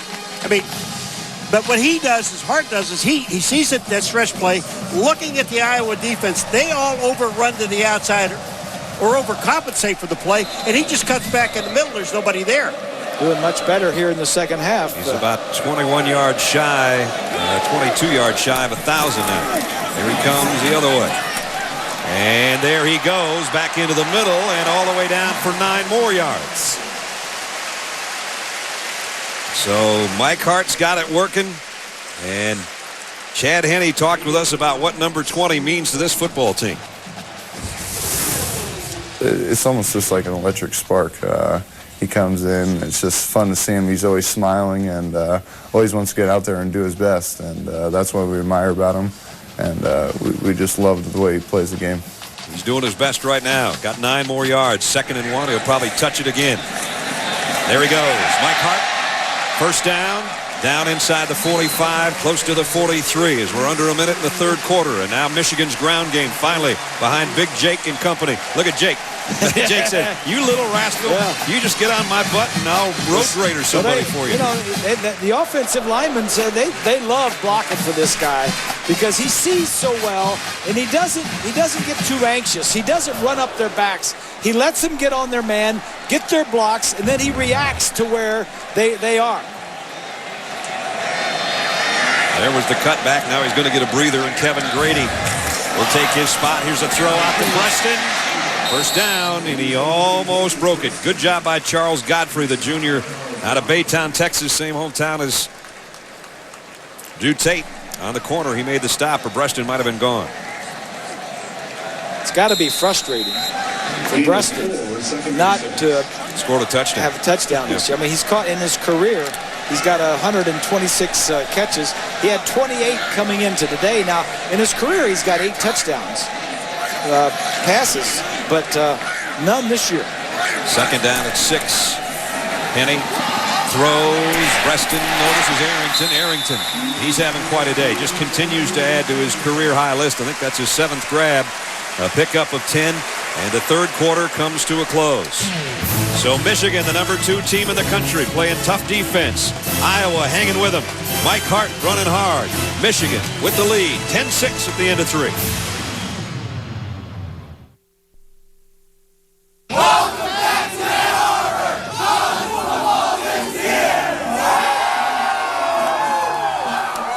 This thing's, if they would have done that with their instruments instead of their voices, our heads would be spinning for a week. We enter the 4th quarter, 10-6 Michigan. I miss the bands. You know, I miss seeing the bands. You know, we see them here, but we don't have a lot of time to show them at halftime. But we try to show them during the ball game. They're fun in the pregame too. Yeah. First down and whistles and a penalty. Might be the clock again. It looked like Dave Whitwell was looking back up at the scoreboard as if something was wrong. Well, they hadn't even snapped the ball, and 2 seconds went off the clock. 25-second clock did not run. There will be no play. It will be first down. Try it again. First down at the 28-yard line. Michigan by 4. And Mike Hart is the guy that's starting to chew up yardage. He got a break and a breather with Grady carrying the final play of the 3rd quarter. Actually, it was a pass play, but Grady was in there, and now Hart back in at tailback. They're going to keep working the little guy. Mike cuts back to the middle, and he gets to about the 25-yard line. You know, he's big on this team. Here he comes again, and he's working it down to about the 21. It'll bring up a 3rd down and a long 2, almost 3. As the clock and the scoreboard in Michigan's favor, but a lot of football left. And Drew Tate will still have something to say about it before all is said and done. And today, 95 yards has taken Mike Hart over the magical 1,000-yard mark, and he's still got a lot of games left. Looks like he's looking around to see if Grady or Minor or one of the other backs might be coming in. But it doesn't look like he's breathing hard, and the ball ain't heavy. It doesn't belong to the Union. When you were that age, did you ever get tired? I don't think so. 3rd and 3. Cut back by Hart, and they're not going to get to the first down, though. Marcus Pasco came up, the senior safety from the secondary, and made the stop. Some of the tough yards that Mike's gotten today, averaging about 129 a ball game. Iowa's made it very tough on him, but he's made it tough with some of the hits. Remember, he came in having touched the ball 606 consecutive times, either as a receiver or a rusher, without fumbling, and he has not fumbled again today. Without a lost fumble. Without a lost fumble. Yeah. Garrett Rivas is going to try a 37-yard field goal. You can hear a pin drop in here right now. Rivas field goal on the way, and it is good. So that makes it a 7-point game. Mike Hart did most of the damage on that drive.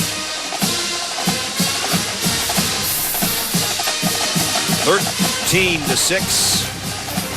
And Lamar Woodley and his defensive cohorts are going to have to try to stop number 5 to preserve the win here at home.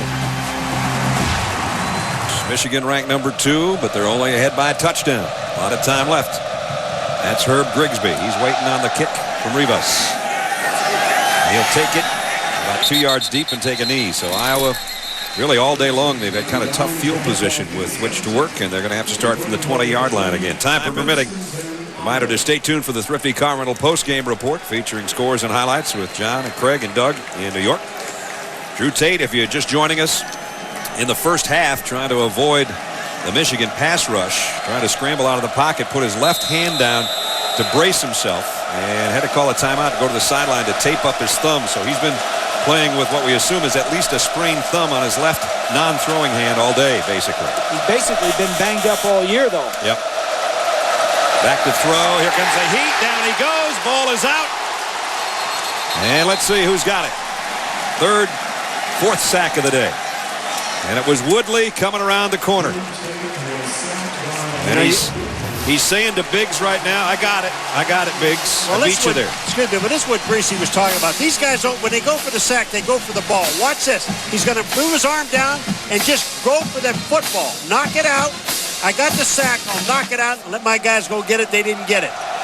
That was an excellent play by Woodley and something that Drew Tate couldn't see or feel. Woodley on virtually every defensive watch list for postseason awards. That's his 8th sack of the year. Tate now on the roll and on the run and run out of bounds. And run out of bounds way back at the 11-yard line. Let's check in with Aaron. Well, Brad, what has been the difference for Lamar Woodley this season? His defensive coordinator, Ron English, telling us yesterday he suffered an injury last season, his first one ever in his career. And before that, he really took what Woodley called a laid-back, chill approach to practice. Not the case this season, guys. He's actually leading the charge and leading this defense in practice and on the field. There's his numbers coming in. He's added to all of them today so far. Had a sack a moment ago. Actually, Sean Crable got credit for what that 4-yard loss was another sack, and he's got 2 or 3 today. 3rd and 19. Tate in trouble. Got away. Throws and completes it. Now, wait a minute. Ball comes out. Dominique Douglas, who was banged up last week, and he comes down hard, and he's shaken up again. Douglas, who's had a big day, especially early, catching the football. Look at it. Look at his quarterback. He's up there rubbing his helmet as if that's going to help. Yeah.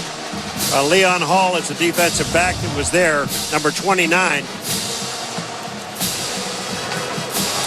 Woodley again is going to put the heat on and almost had it. Tate does a nice job to avoid the sack. Douglas now trying to jog off. He twisted his knee and ankle. That looks like a shin, maybe. A high ankle sprain. He twisted his foot underneath the tackler. Got off under his own power, and now Fenstermaker's got a tough spot and a tough guy on the other end waiting near midfield. Preston already has a 64-yard kick return today. And Iowa's taken, I believe, a timeout. They have. Timeout with 11:40 to go. A big punt coming up. Michigan in front by 7. The coach's challenge is why we had a timeout, as Kirk Ferentz was asking for a review on whether or not Douglas caught that ball. The play stands as ruled on the field. The pass is incomplete. Yeah, coming into the day, only about 20% of all the calls that have been challenged have been overturned. The coach's challenges have been overturned, 20%. Yeah. I know we repeat it every week, but every one of these things are reviewed.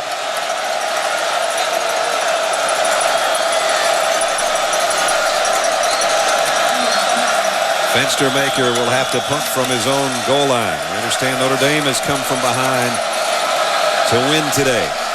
Here it's number 2 Michigan trying to hang on against Iowa, and only up by a touchdown here in the 4th quarter.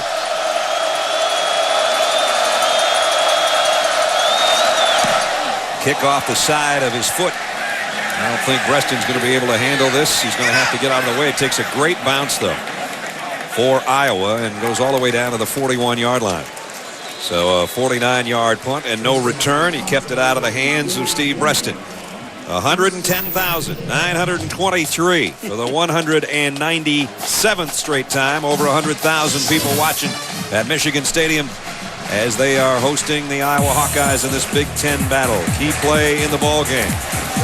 Mike Hart grinding away in the second half. Had 61 yards in the third quarter alone, including that 9-yard touchdown. That's our only touchdown of the day. And it's Michigan right now, 13-6, with the lead with the clock running at 11:20 remaining in the ball game. And Mike Hart gets the call again for a yard, maybe two. Brian Madison, who's had a heck of a game defensively, made the stop. Let's check it. So Brady Quinn's Heisman hopes still alive. Troy Smith had 4 touchdown passes today for Ohio State. Chad Henne comes up firing. Adrian Arrington, who's been his favorite target today, pick up out to the 49-yard line. Jake Long, the All-American candidate, in the pits. Let's take a look at it. Jake's the left tackle, number 7's top of your screen. Pass protecting. Right here at the top. Again at the top of the screen, number 77. A little bit more lean Jake Long than a year ago. Made him even more dangerous. Still 313 pounds. Yeah, lost about 20 pounds. Third down. Henne's in trouble. Throws, dangerous pass, broken up. Arrington, the intended receiver. Marcus Wilson, the safety, made a nice play to break it up. Well, Norm Parker, the defensive coordinator for Iowa, calls Jake Long the road grader. Yeah. He doesn't miss many blocks. There's Norm. Exactly 10 minutes remaining in the ball game with now a Michigan punt upcoming. So Iowa's going to get their hands on it. Again, Michigan had great field position and didn't do much with it. Dominique Douglas is okay, even though that was kind of a nasty look at that reception he tried to make a moment ago, and his lower left leg ended up in a bad spot, but he's back out there. And he's going to field the punt. And he went to the turf to do it. He probably saved about 5 yards there. I agree. It's a smart play. He avoided taking over the ball inside the 5-yard line. Iowa's down a touchdown. Can they come back and tie it? Hang around.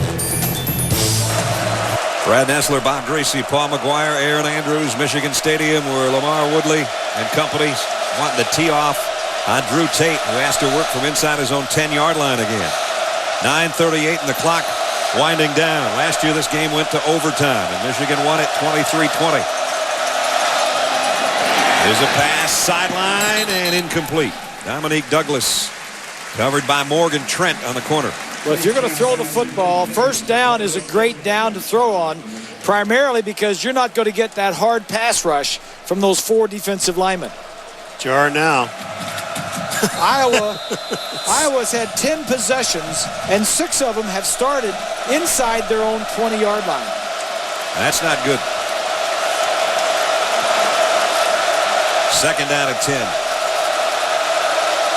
Douglas in motion as Tate drops to his own goal line. Throws.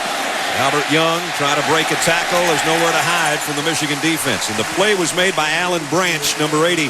He won't get credit for the tackle, but big number 80 is the guy that blew that one up. Well, you talk about a guy reading a screen. Alan Branch, number 80, read this thing perfectly. You're right. He didn't make the tackle, but he caused everything else.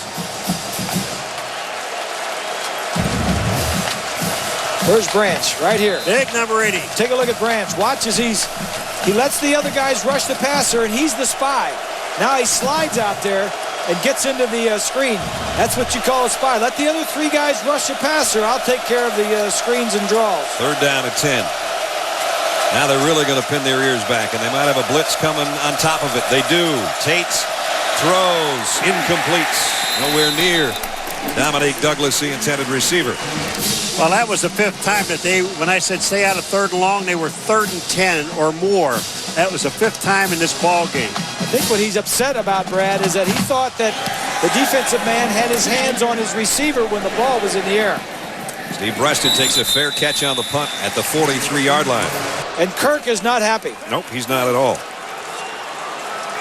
He is one of the best coaches, not in the Big Ten, but in all of college football. Right about that. Chad Henne back to throw on first down. Greg Matthews, a freshman receivers, got it down to the 40-yard line. They're going to hope to keep the capacity about the same, Brad. Well, we like the fact that they're renovating the press box. We don't necessarily dig where they're going to put us. But yeah, I guess they didn't ask my opinion. 4-yard pickup by Mike Hart. And Mike talking with Merrick, who's had a lot of tackles today, and they're jawing a little bit.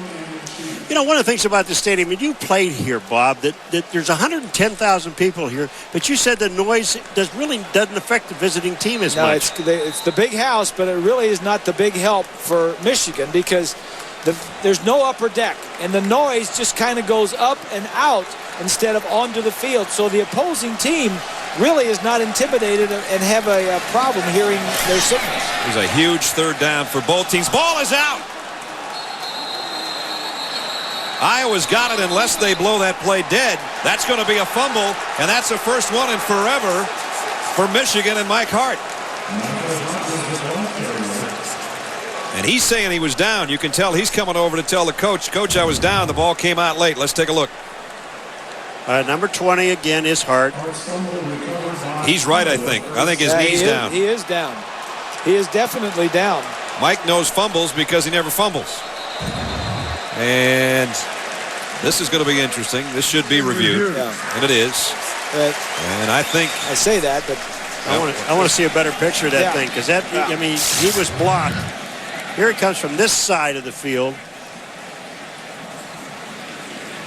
Yeah, you're not going to see anything there. No, I think the first one was the better shot that we probably had. It's better than that one. His knee is down for sure at that point. Where is it? There's his knee down. He's still got a Yeah. hand on both hands actually before it came out. And I think this is not going to be a fumble. Here's another look. Watch Mike's left knee right there. And he actually still has both hands on the ball, I think, at that point before it ever comes out. Yeah.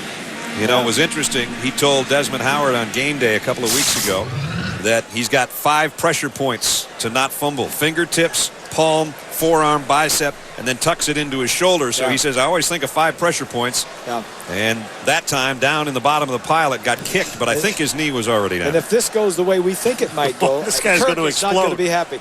He probably already has heard from his coaches up here in the press box what the reviews look like. Now, see, if Hart was a little taller, we could have seen that better. Well, he hides behind those guys that are 6'7" and 320 pounds. Maybe if he was using a smaller ball. Yeah. Look at this. Well, you think Kirk Ferentz has been on the officials? Well, Lloyd Carr works him a little bit too. You know, they like to work the officials, but it really doesn't do a whole lot of good because this decision is going to be made upstairs anyway. Not by anybody down on the field. I can tell you that. Oh, excuse me? That's the head linesman. He has the unfortunate job of being on the sideline next to the head coach. And he's got to stay there all game. Yeah, they don't switch sides. They don't switch sides, yeah. So you get 3.5 hours of coach in your ear. Did I see plugs in his ears? I'm reminded of which Coach Shula that I was with for a long time. Yeah. So we await the word from up above. It's going to be a crucial call here, obviously, for Iowa's hopes to get the football. For Michigan's to not lose the ball, and we're going to get the call right now from Dave Whitvo. What Ferentz is mad about is that there are Michigan coaches down here by this, where the viewing station is, and that's what he's upset about.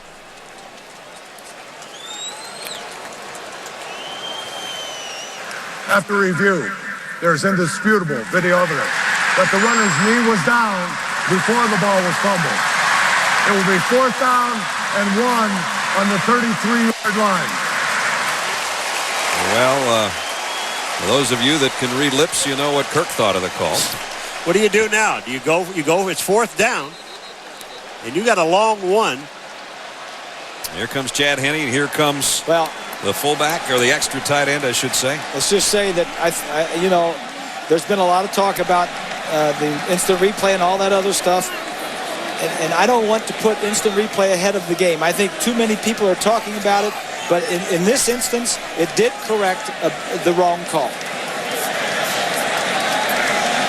So now Chad Henne's still looking to the sideline. The line of scrimmage is a 3 and about a foot. And they've got about 2 feet to go. Today, only 262 yards of offense. It has been tough sledding for both these teams today because those defenses have played remarkable football on both sides. Well, the first half was defense. Did you know that there was 12 possessions by both teams in the first half, and only one of those possessions was a score? In the second half, 3 of the first 4 possessions, there were scores. So we got things rolling in the third quarter. Yeah, we did. Now the referee's going to get to chat with Kirk. And they're trying to get the chains in the right spot, too, I believe, which has kind of slowed things down. The fans are getting restless, all 111,000 of them. There is a guy fighting for his football team. Well, he has done a great job at Iowa. He has done more with less than any coach in the Big Ten and probably throughout the United States in college football. He's 2-3 against Michigan. 2-time Big Ten Coach of the Year in 02 and 04. 4 straight January Bowls Iowa's been to under Kirk. And not a lot of teams can say that. USC and Georgia and Florida State are about the only ones that can make that claim right now. One of the things that's taken so long is where do you now mark the ball? Because where was the ball when his knee touched down? That's going to be the next look. This is what they have to do. They determined that it was not a fumble. Now you got to go back and figure out where the ball should be. They maybe should have thought of that the first time they were over there before they ran out there.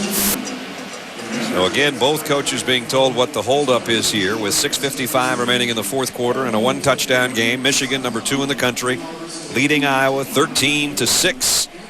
And after a review, it was indisputable video evidence that Mike Hart's knee was down, and now they're trying to respot the football in the right place. So we've got time. We've probably got time for 2 Pacific Life game summaries, the rate we're going here.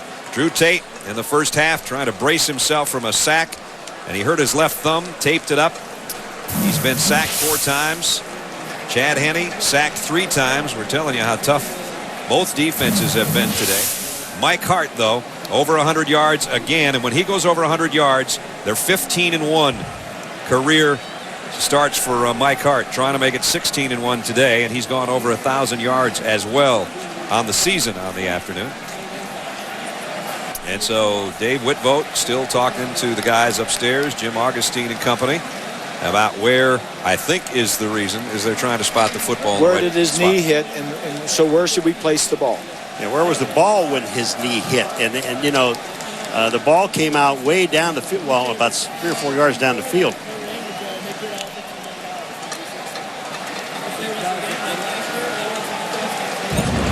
As both coaches pace the sideline. Here's the runner right here. Right here. I'd say it's at the 34-yard line, would be my guess. But it doesn't matter where his knee went down. It's where the ball is when his knee goes down. If the ball is out in front of him, then it's another yard. That's where they're having a problem. So it's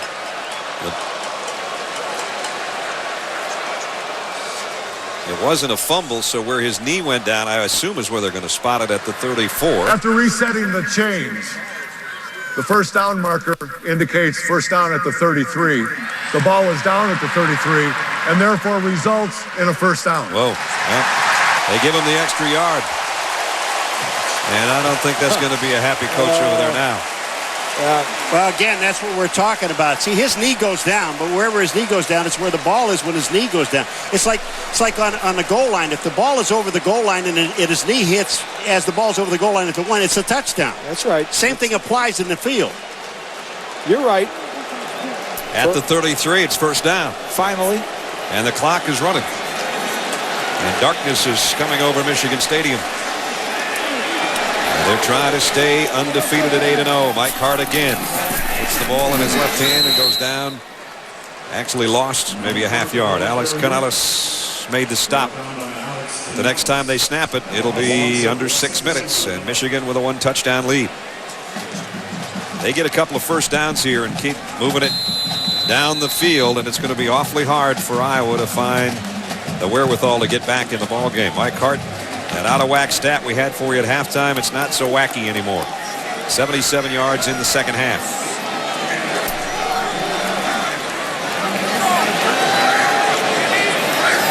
Second down at 10 for Henning. Throws wide side, got his man. Steve Breston said, oh, I didn't want to go out of bounds, but I couldn't stop. Pickup of 11, another Michigan first down. And Alabama leading by 4 in Knoxville. 7 catches today for Steve Breston. That's a career high. And Mike Hart now goes for the tough running and trying to chew up clock. Bradley Fletcher made the stop. That was a nice tackle by Fletcher. It's been a busy secondary back there making stops. Fletcher and Godfrey and Merrick. These guys have been busy. I think Fletcher's back there. Now look at the hole and look what that's what he sees when he cuts back over there. Hart sees that gaping hole, and all he had to do was break one tackle for the big touchdown. Fletcher is another Youngstown, Ohio boy there, Paulie. There are a lot of them. Here's Hart. And Hart sticks it up in the middle. And he's got another first down at about the 11-yard line. Fletcher made the stop, but it's another first down Michigan, and the clock's going to wind its way under 5 minutes to play. Again, Ohio State is 8-0. Michigan trying to go to 8-0. They would be 5-0 in the Big Ten. Wisconsin, a big win. They're 7-1 under Coach Bielema in his first year. Penn State beat Illinois today. It was Michigan State coming from way back to beat Northwestern. That's how it looks right now. Wisconsin, nice job. Bielema doing a good job. First-year coach. At the 11, it's 1st and 10. Hart trying to cut back, and he's bulldogged down at the 10 by Brian Madison, who's had a heck of a game today at defensive end for the Iowa Hawkeyes. This entire Iowa defense has done a terrific job today. They really have. You know, it just like it all looked like Michigan could never get their offense on track. It moved it a little bit. They had great field position in this ball game, but they never really took advantage of it.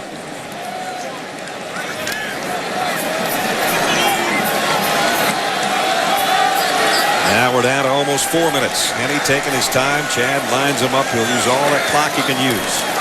Then he'll give it to 20. And Mike cuts back inside the 5. Touchdown, Michigan.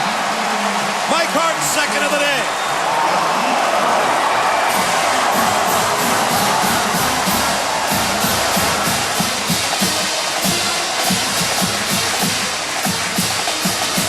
Well, that might ice it. He might have been out of whack at halftime, but he's not out of whack anymore. Well, the number of times he cut back in this ball game. We watch everybody on the white shirts overrun the middle of the field. And once they do that, there's one block back to the inside, and he's in for the touchdown. That's beautiful. His 8th rushing touchdown of the year. Revis extra point is up and good. And now you hear Hail to the Victors in the background as Michigan can smell their 8th straight win to stay with Ohio State and stay in the number 2 spot in the country and impress more and more voters probably in the BCS. Here's another look. The great cutback to get around Madison. Then it's 10 yards to pay dirt. Second of the day for Mike Hart. Michigan 20-6. Mike Hart caps off a 43-yard drive in 9 plays. A 10-yard touchdown, his second of the day. And now Michigan sitting pretty, 20-6 over Iowa with just under 4 minutes left in the ballgame.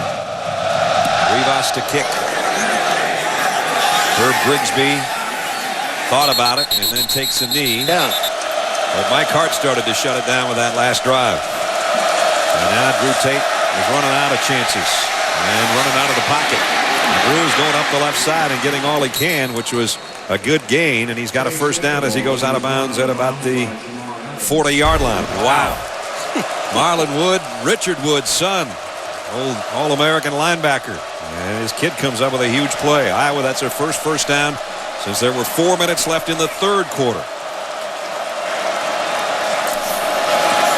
Here's a stretch and a handoff. Maybe surprising a few people, but not Michigan's defense as he goes down at the line. Well, there's, 670 hours before they head to Columbus? I think it's something like that. Do they realize that Tressel doesn't play? Makes for a great sign, though. You know, it does. A great sign. Get you on TV. That's right. Iowa today only 2 field goals so far. Now to 3 minutes. Taking a long time getting the ball snapped here. Tate in the shotgun throwing and completing it. Nice throw, Scott Chandler. Chandler's 3rd catch today, but it hasn't done a lot of damage. That one picks up 19. Scott Chandler, I don't want to say little brother to Nate Chandler, who used to be the quarterback at Iowa. And Nate was about 6'6", Scott 6'7". That could be the tallest thrower to catcher when those two were at Iowa. Scott was the freshman, and his brother was the upperclassman. At the 40. They've got it in Michigan territory. With 3 minutes left in the game. Tate steps up, fires. Tipped and in and out of the hands of Herb Grigsby. And Iowa's down to 1 timeout. Michigan, with 2:56 left, has a 14-point lead. Drew Tate has had an outstanding career at Iowa. Unfortunately, this year he doesn't have the receivers that he's had in the past. Former freshman of the year, came in 21-9 as a starter.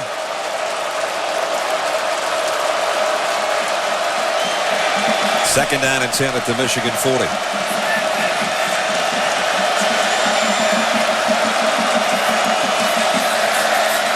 Tate from the gun, looking left, going left, completes it to Chandler again. Chandler goes out of bounds, another first down at the Michigan 29. Pickup of 11. They need 2 touchdowns in 2 minutes and change, and of course they need 1 first and then an onside kick or some kind of miracle like Washington got against Cal. All right, it can happen. You know, I hate the prevent defense. I think the only thing that prevent defense does in a close game, it prevents you from winning. Well, Iowa's moving it down the field at the 29 of Michigan. For those of you that were watching Boston College win over Florida State, welcome to Ann Arbor. Brad Nessler, Bob Greasy, Paul McGuire, Aaron Andrews. Number 2 Michigan, a 2-touchdown lead. Iowa on the drive here late in the 4th quarter. Drew Tate throws, completes it. Dominique Douglas looks like he's got a first down as he's diving for the first down marker at about the 19-yard line. Key plays in this ball game, which has been a defensive battle. A 9-yard touchdown by Mark Hart, his 7th of the year, and then a couple of minutes ago, a 10-yarder capping off a short 43-yard drive. Hart over 100 yards on the day, over 1,000 for the season. And I mentioned when he goes for 100 yards in his career, they've only lost 1 ball game. They would be 16-1 when he goes over the century mark if this lead holds right now. 20-6, 2:43 left. First down, Iowa at the Michigan 19-yard line. Tate, pressure from the backside. They almost got to him, and now they do. And Lamar Woodley's got his 2nd sack of the day. But the first pressure came from Tim Jamison around the backside and sort of corralled him back in the middle of things. All right, keep your composure. Get your offense back. You got a sack. Everybody's got to get back. Get settled. Get them the next play. They still have 1 timeout left. Approaching 2 minutes. The quick slip screen to Brodell. And Brodell got to about the 16-yard line. And the clock will wind its way under 2 minutes. Trying to get the Hawkeyes lined up. Kirk Ferentz has been steaming in the second half about some key calls that have gone against his team, including one on a review of what would have been a Mike Hart fumble, but his knee was down, and that led to that 10-yard touchdown we showed you earlier. Third down. Tate fires, incomplete. Brodell got a hand on it, had a half step in front of his man Leon Hall, but he couldn't hold it. And here's your ball game. 4th down coming up. Well, as I said, Drew Tate had some great receivers during his time at Iowa. Calvin Davis was one of the starters coming back from last year, hurt himself in the 2nd game of the year, is out for the year. This offense has had a lot of injuries. Tate was out for 1. Offensive line, a lot of injuries. 4th down and 6. This might be the ball game. Scott Chandler is Drew Tate's favorite target and the biggest one. He's in a slot left. Tate almost fell down. Now throws. and it is almost intercepted by Engelman. That would have capped it. Either way, Michigan takes over the football.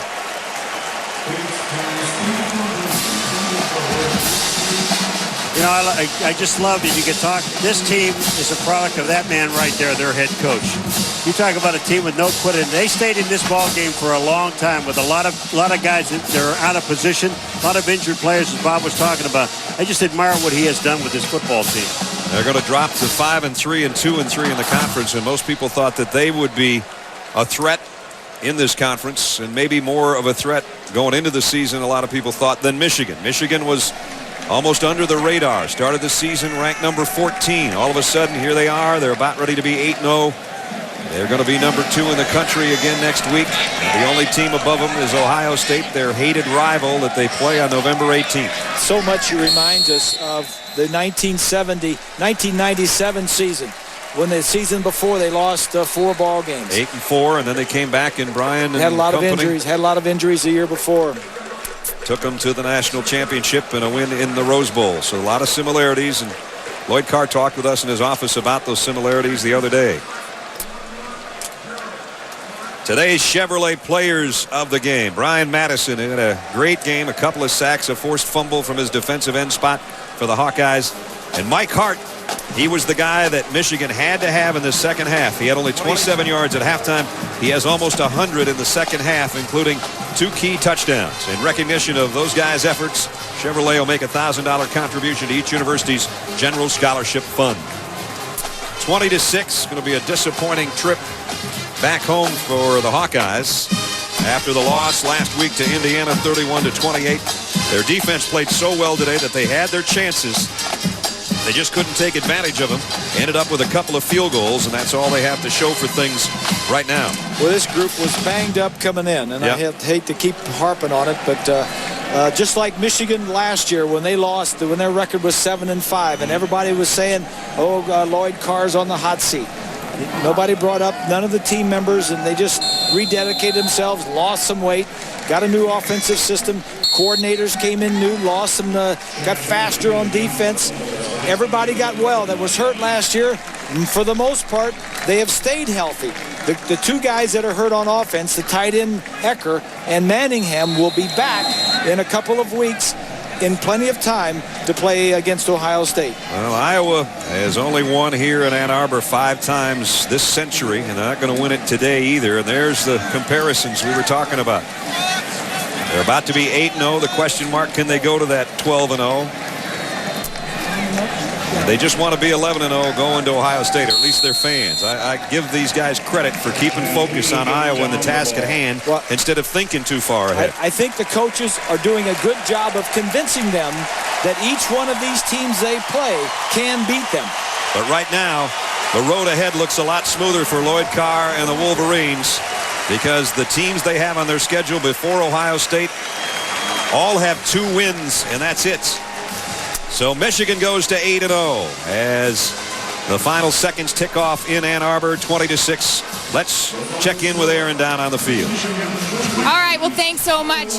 2 big touchdowns for you, obviously, in the second half. Michael, what was the difference in the second versus the first when you got it going? We just started getting off the ball. You know, the defense line was getting a lot of penetration in the first half, and our O-line came out in the second half and did a great job stopping them from getting penetration so I can make my cuts and then make the secondary moves. Over 100 yards today for you, but over 1,000 yards on the season with the injury you went through last year. What does this mean to you today? It's just fun, you know what I mean? It's exciting. It's great to be out here, you know, and just winning. We're just trying to keep winning every game at a time, one game at a time. Michael Hart, thank you. Thank you.